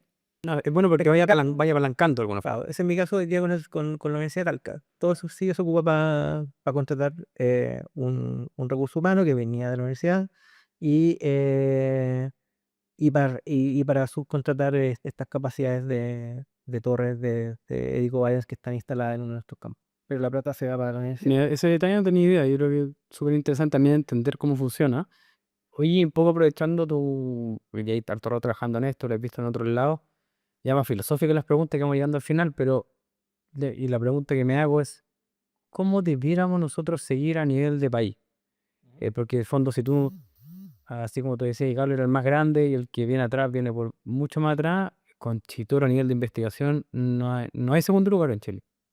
Lamentablemente, no hay Gravit. El resto son intentoras muy chicas. Se me puede estar olvidando algo, pero no. San Pedro está bien. ¿San Pedro? Sí, San Pedro. ¿Ese sería en investigación? Sí, está la Isabel, está Rodrigo Rodríguez, y está Juan Curi también, que son este equipo de investigación, pero que Pero a nivel de escala, como lo que tiene usted acá. claro, ellos, no, ellos hacen lo mismo que nosotros, pero hacen outsourcing de las capacidades. Entonces Ah, muy bien. ellos contratan a una universidad, no tienen laboratorios, por ejemplo. Ya.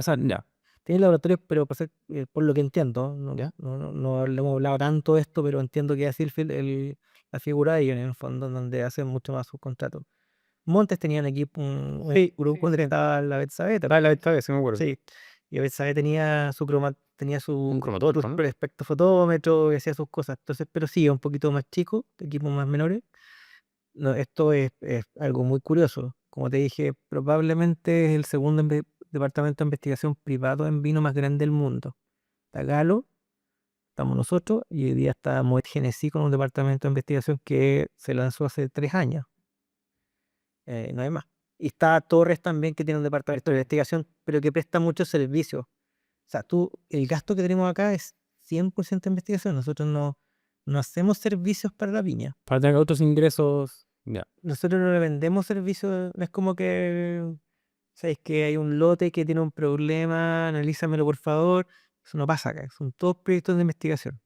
Ellos tienen sus laboratorios donde se hacen análisis. Está separado. Claro, es que hay algo muy específico que no están las capacidades, viene para acá, pero yo te digo que el 99% del presupuesto que gastamos nosotros acá es para investigación, para proyectos estratégicos que la viña definió y que son los que te mencionaba, estos 5 pilares. Agua, que es muy importante, cambio climático, y ahí tengo varios proyectos en la carpeta.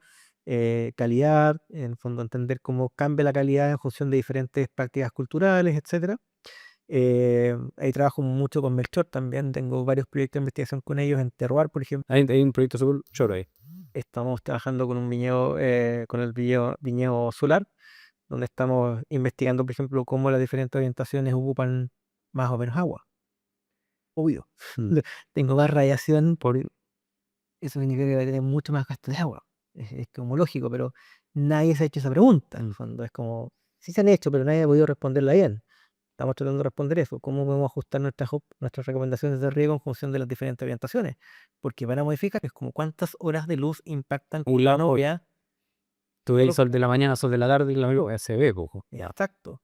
Entonces eso modifica, estamos viendo cómo impacta la calidad en aromas, deshidrataciones, etcétera. Entonces estamos descubriendo cosas muy interesantes y muy curiosas, la verdad. O sea, cuando tengamos más cosas para compartir, No, yo lo vamos. creo que nos queda un capítulo solamente de riego lo que hacís tú. Ya. Yo creo que lo de Melchor está muy choro para hacerlo como. Porque también lo otro, claro, al final siempre se ve la investigación, tiene que estar ligado a un resultado. Y ya más o menos me queda claro cómo lo hacen ustedes. Poco justo que estáis tocando ese tema, para dejarlo cerrado. Los 5 pilares. Ujú. Lo de cambio climático, calidad. Sí, eso es lo que veo yo. Ya, pero de la compañía, de Conchetur. Ya, entonces está, esos 5, es muy curioso, porque entonces ya está el direct. Nosotros tenemos este modelo que es bien diferente, que no reportamos a gerencia general, sino que reportamos a directorio. Ok.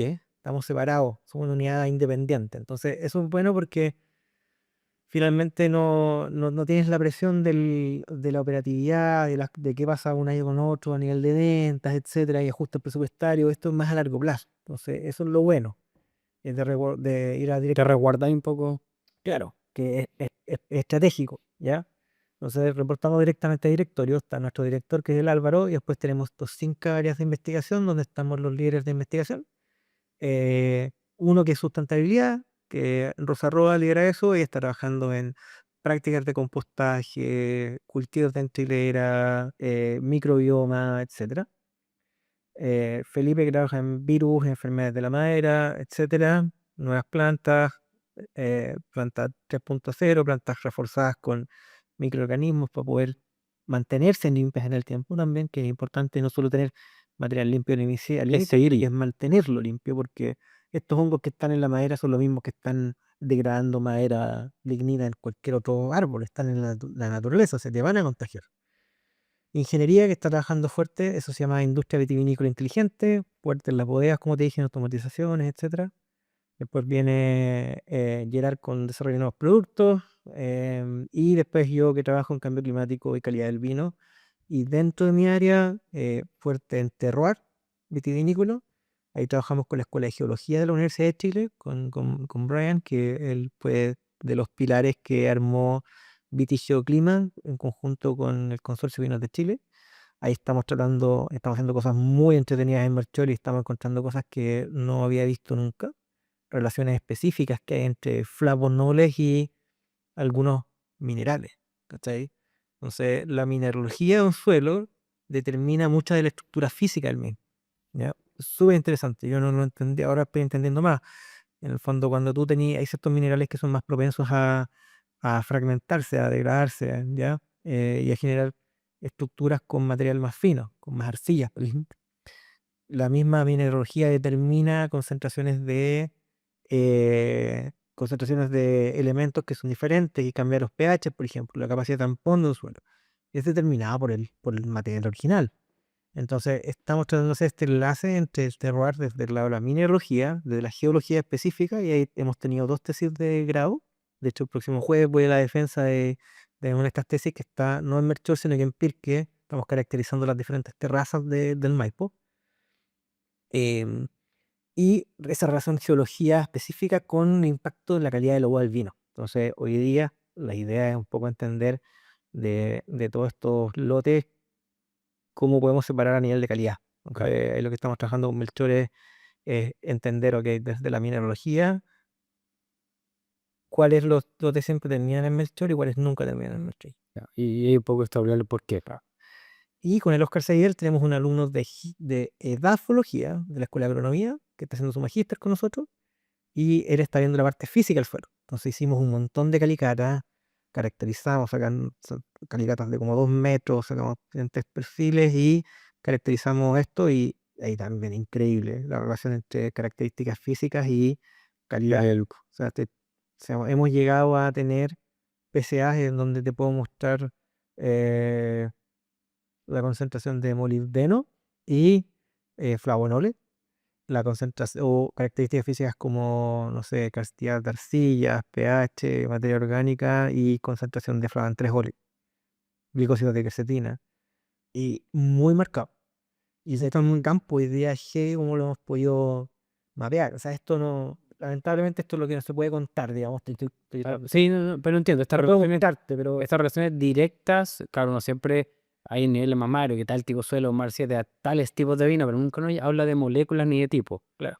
Son más o menos sensaciones que uno repite y son como estos análisis de, es como causa-consecuencia, pero no entendí muy bien qué pasa. Es un poco lo que uno ve haciendo estos ensayos más empíricos. Entonces hoy día lo que hacemos es que estamos midiendo aromas y fenoles, taninos, antocianos, relaciones entre antocianinas trihidroxiladas, que son las más estables, versus las dihidroxiladas, y características físicas del suelo y geológicas del suelo a nivel de minerales. Hacemos análisis de difracción de rayos X, en donde podéis conocer apatita, monmoirillonita, todas estas cosas que yo la verdad es que no cacho. Y con los geólogos estamos viendo estas relaciones que quedamos impresionados. El primer entrega de resultados fue en mayo y quedamos todos con la boca abierta. Fue Qué como bueno. aparecer la luz, Claro. Pero ahora salen más preguntas, pero como que abriste un camino en el fondo. pero apareció mucho la luz. Ya. Fue increíble porque fue como, wow, o sea, me hace sentido. Y se lo presentamos a Enrique Tirado y le mostramos el mapa que generó el Daniel, el estudiante del Oscar. Y fue como mind blowing, como era perfecto. Era perfecto como lo que él habían visto en Campo. en campo. Era como, es que estos vinos de acá son súper duros, ¿cachai? La concentración de talequina, pero arriba en esta zona, químico, se mostraba químicamente. Y después, las características físicas que estamos viendo que después más adelante, no sé si probablemente va a ser público, espero que sí, no sabemos, es que daban origen a eso. Qué chorugo. Fue una locura, no lo podíamos creer, de verdad. Fue como impresionante. El campo con un mapa dividido sin que lo había visto antes y fue como, es que me hace todo el sentido. Como, y ve así una sonrisa gigante del, Qué buena. del Enrique, fue como increíble lo que lograron.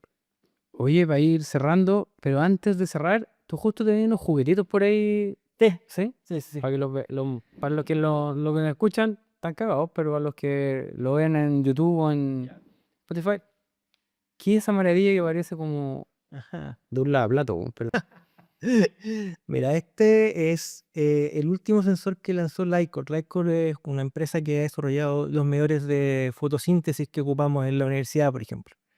Y Lycor tiene son muy fuertes en análisis de gases, en emisiones de gases, en estos métodos para medir con Ecovalence, medir flujos de CO2, de metano, vapor de agua, etcétera. O sea, ellos tienen estas torres que son carísimas, que tenéis que armar, tenéis que poner un data logger, programarlo, etcétera. Y ellos hace 3 años desarrollaron este sensor. Y nosotros fuimos los primeros en Chile en traerlo, lo tuvimos que importar de manera directa, que mide evapotranspiración de manera directa. Nosotros tenemos las mismas torres de ellos, con instrumentos de ellos, pero las caras, las complejas, que tenéis que programar, etcétera, en R para poder después calcular los flujos, etcétera. Esta maravilla lo hace todo solo.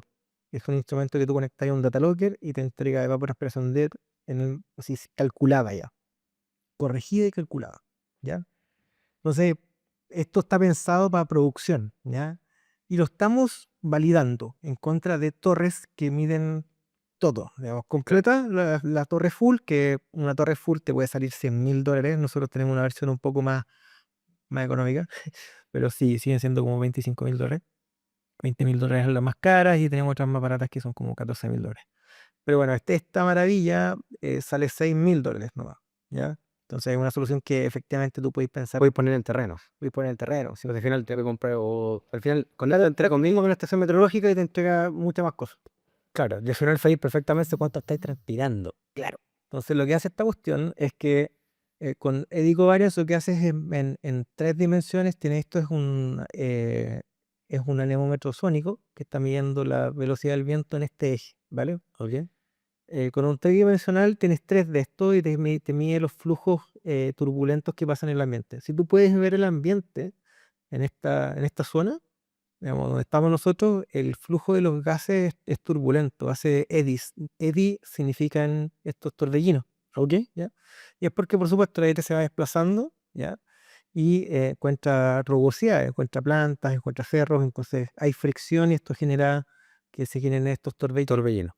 Entonces lo que hace esto es que los torbellinos los detecta porque está midiendo muy rápido y dice que viene un flujo de aire y mide las propiedades de ese aire. Mide las propiedades de energía en watts por metro cuadrado y de concentración de ese gas con un IRGA, ¿ya? Mide concentración de CO2 o de vapor de agua. Y cuando después gira y sale por arriba, mide con cuánto se fue. Y ese es el delta que es lo que transpira Delta lo que hace o lo que queráis medir. y son palabras súper sencillas, explica lo que hacemos nosotros para medir evapotranspiración. Entonces venía el aire con tanta concentración de agua, entró en contacto con la canopia y después salió, se fue.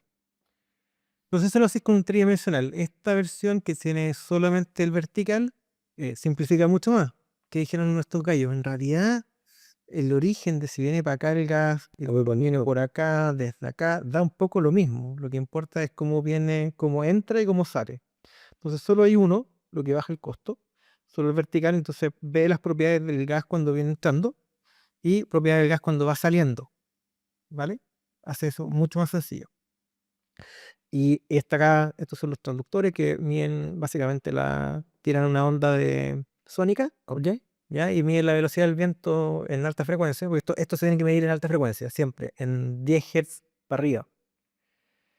Y acá, por acá entra el aire, ¿ya? Perfecto. Entra por acá, se filtra, entra al cuerpo y acá se mide también. A mucha velocidad mide la concentración de agua en el aire. Y así puedes medir cuánta evapotranspiración está saliendo, está perdiendo tu cultivo. No, súper interesante. Claro. Lo que te decía es que con este flujo de soya hoy día además podemos detectar estas señales de estrés. Entonces, em, nos dimos cuenta de que con el estudio previo habíamos llegado a este punto en donde la demanda ambiental, que se mide en BPD, se mide en kilopascales, cuando llegamos más o menos a 2,7 kilopascales, Hay un estrés. hay un estrés donde la planta cierra su estómago. Por lo menos las plantas como Cabernet, que es la que más hemos estudiado, y lamentablemente no puede seguir reponiéndose además, a veces se cierra, ¿ya? Y con esto lo probamos también. Entonces, esto es en línea, está viendo constantemente y curiosamente cuando llegamos cerca de los 2,7 kilopascales, el flujo de sal se detiene, se para completamente y se mantiene estático. ¿Cachai? Esté bien regada la planta porque teníamos sensores en Claro. condición control full regada 100% de la demanda ambiental, 100% de la demanda, y plantaje en estrés hídrico y siempre, absolutamente siempre, cuando llegábamos a ese nivel, ¡pum! La se corta. Claro, que no tiene que ver con la oferta de agua, tiene que ver con la condición ambiental. Ya. Oye, muy choro. Oye, es que tenemos que hablar para 5 podcasts, ya tengo notado. Pero para ir cerrando un poco, Vale. a cosas más coloquiales que siempre hago, y es como para, sobre todo esto, para a lo mejor los que no son del vino, tener que es muy interesante lo que hemos hablado hoy día, pero cosas más coloquiales. Añada favorita, ¿y por qué? Y podría ser, te podría referir a un tema de trabajo o a un vino en particular, Sí. Roberto. Para mí el año perfecto, que es curioso porque después con análisis químico lo probamos, Ya, 2018. Nosotros cooperamos mucho con el doctor Santibáñez, con el profesor. perfecto. ¿Ya? Entonces, nosotros tenemos un servicio con él y él nos entrega un reporte climático que es mensual y que entre varios indicadores mide unos índices bioclimáticos que son las horas efectivamente productivas. Mira, hace poco estuve con él en una charla y no lo tenía tan claro y ahí nos contó este rango, la hora efectiva que te va, porque siempre uno habla los días grados, así que al final vais sumando cosas Sí.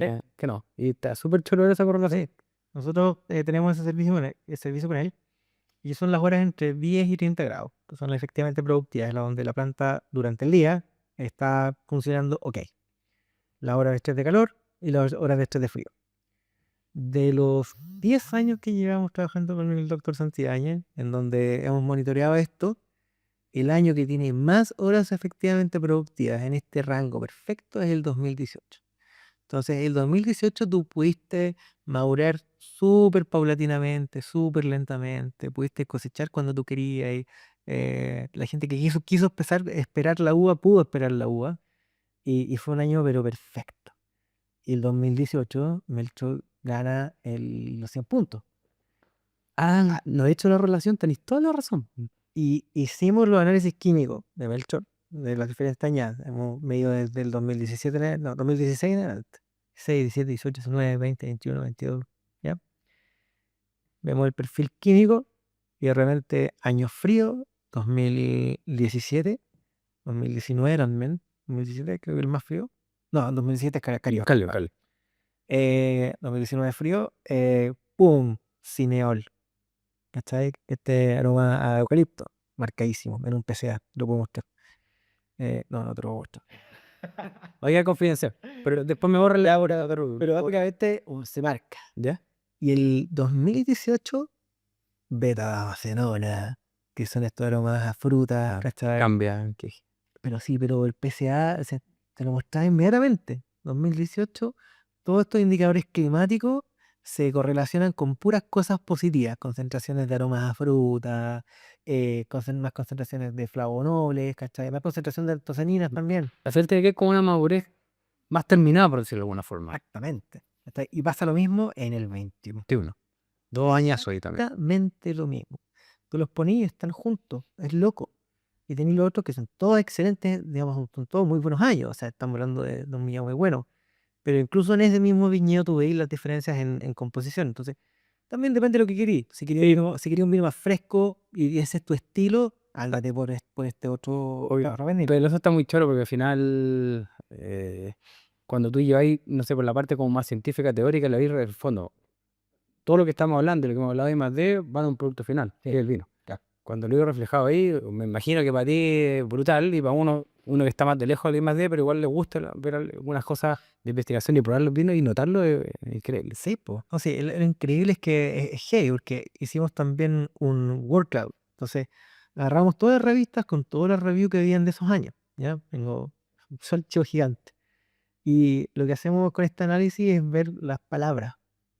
Entre más, lo que hace este análisis es que cuenta las palabras, cuántas veces se repiten. Las palabras más comunes y busca sinónimos también. Y después te entrega un gráfico en donde la palabra más utilizada es más grande. ¿Ya? Entonces, esos son los word clouds. Y los word clouds de los críticos De esos años, todo el sentido con lo que encontramos químicamente y lo que vemos climáticamente. qué bueno. Esa Pero tecnología está buena. es una locura, es una locura. Sí. Otro tema más para podcast. Oye, no sé si lo dijiste, pero no sé si será ese. Condoro más grande en una vendimia. Con todo lo más grande. Aparte el tecle, que mencionaste. O sea, fue también en Morandé, pero probablemente ese mismo año el otro, que fue parecido también. Un tipo. ¿Condoro mío o Condoro? Oh, no, Ah, Condoro tuyo. Sí. mío, uy. Condoro más grande. Condoro más grande. Bueno, típico, pues, empecé a manejar yales y puta, no medí bien la curva y la velocidad y de repente como que iba girando con dos bins y de repente el bin se arriba ¡uop! A tierra. ¿Lleva así? No, con plura. Menos mal. Sí, sí, sí. Bueno, más que no había nadie. Menos mal no había nadie. Oye, tengo un Entre Condoro. la velocidad que hay que hacer las cosas y se me cayó un bin. Oye, esta pregunta puede ser media mixta, te lo voy a dejar abierta, pero siempre les pregunto, ¿es una zona del mundo o variedad que te gustaría trabajar? En tu caso podría ser ir a hacer vendimia o hacer vino o hacerla acá en Chile o investigar, o que te la dejo abierta ya a tu criterio. Ah, Si quería algún lugar, hacer vendimia, investigar o alguna variedad que aquí no esté que sería chulo trabajar. no, bueno, muy buena pregunta. He estado en hartas partes. El año pasado estuve en Australia, estuve con el grupo del AWRI, de Lauri, y muchas las ubicaciones. Australia es muy similar también climáticamente acá, tiene diversidad gigante. eh, y es interesante, pero ¿qué lugar me encantaría quizás hacer una pasantía?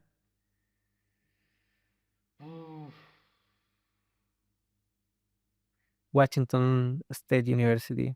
Me gustaría ir al norte de Estados Unidos. Sí. Em, no en particular por el lugar, ¿Ya?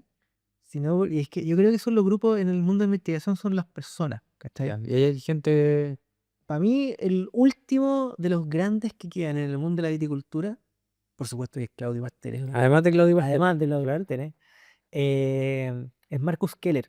Ah, bueno, van a ir acá al Congreso. Era el Congreso. Así que de hecho, ojalá los que están escuchando se animen y vengan al Congreso porque vienen personajes increíbles. Viene Marcus Keller, que es un crack, y es de los seniors que está quedando. Y creo que le quedan pocos años, la verdad. El cambio generacional fuerte. Claro, entonces se han ido grandes, ¿cachai? Se han ido ellos muy grandes. En Europa, Carbonó se retiró, en el fondo también le quedan poquitos años a Ojeda.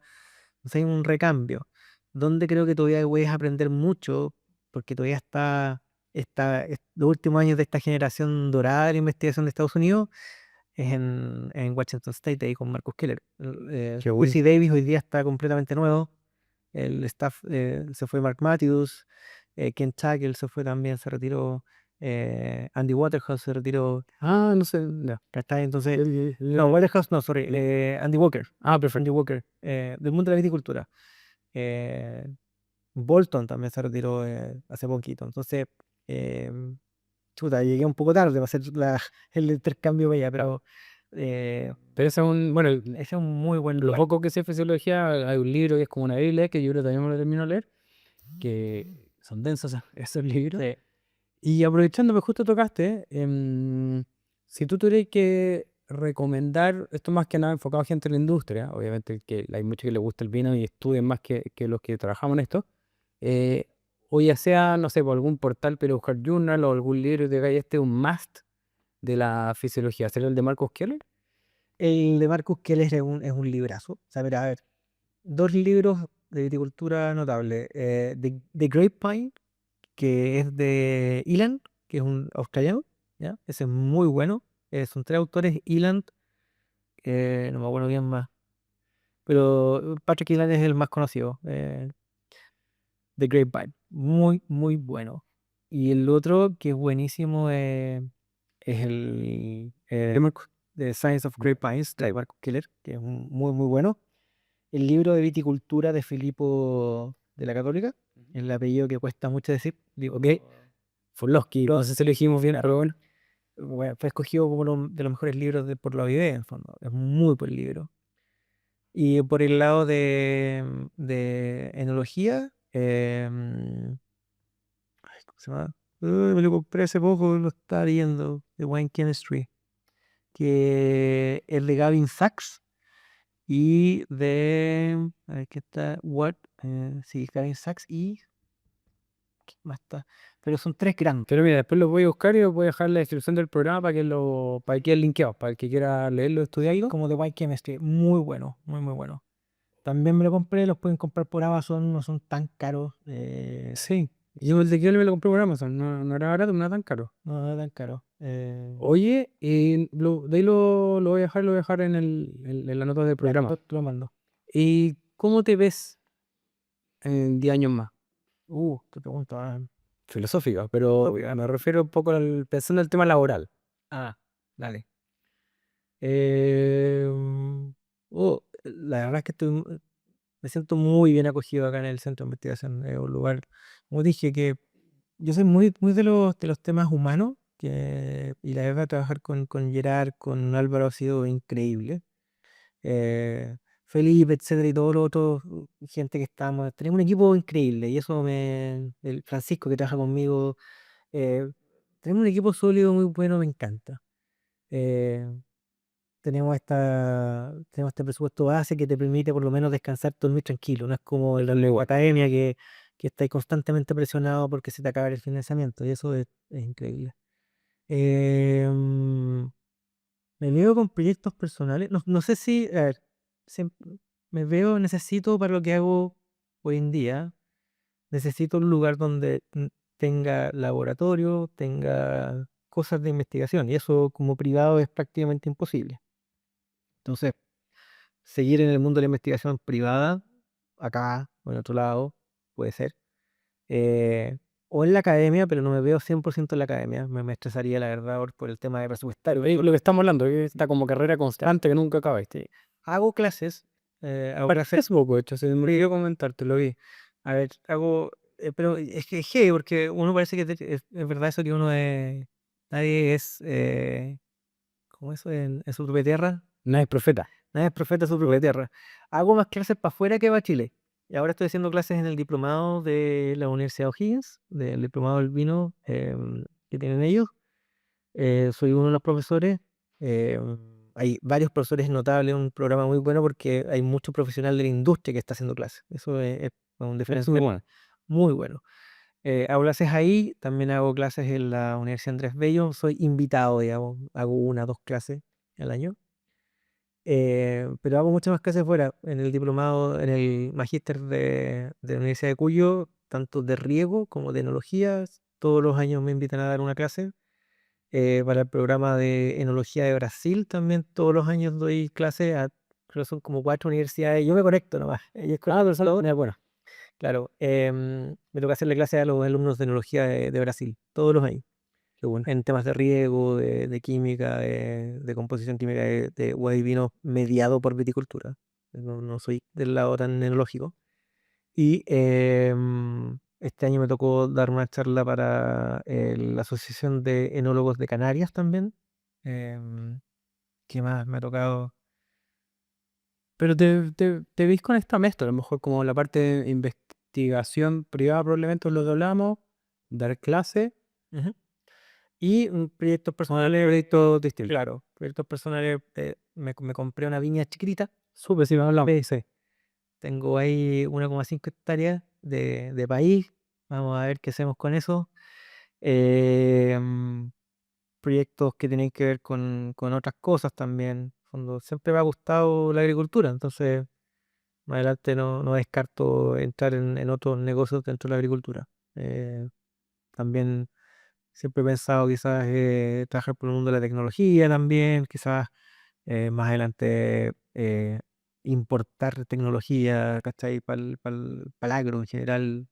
Hay mucho que me gusta por ahí. Hago tecnología y agro. Oye, yo creo que vamos casi por el récord del capítulo más largo, así que no, pero por eso se me pasó volando. Hay otras cosas que sabía de ti, pero otras que no tenía idea. Y claro, para este tema de más de ellos, cada vez que tengo alguna duda, te pregunto algo, tú siempre estás dispuesto a darme datos o guiarme por dónde voy si veo muy malo o perdido. No, encantado. Y gracias, jo. Oye, muchas gracias. Se me pasó volando el capítulo, súper interesante y gracias por tu tiempo. Ya, pues, da un gusto como siempre. Próximo capítulo. Ya, pues, cuando Te quieras. invitadísimo, ahí terminando la primera temporada, pero me quedan varios temas pendientes. Ya, feliz, compadre, cuando quieras. Muchas Está abierta. Bueno amigos, espero que hayan disfrutado mi conversación con Sebastián Vargas. Se nos extendió, pero bueno, cuando la conversa es buena, a veces se extienden. Este fue un long play, casi llegamos a las 2 horas. Espero que hayan disfrutado. La verdad que hay mucho aprendizaje en este capítulo, muy valioso para los que son más técnicos. Varios detalles ahí para seguir. Vamos a poner algunos de los libros en los comentarios del programa. Y bueno, y si les gusta lo que estamos haciendo, pónganlo las 5 estrellas en Spotify, en Apple también, canal de YouTube, @winegroups.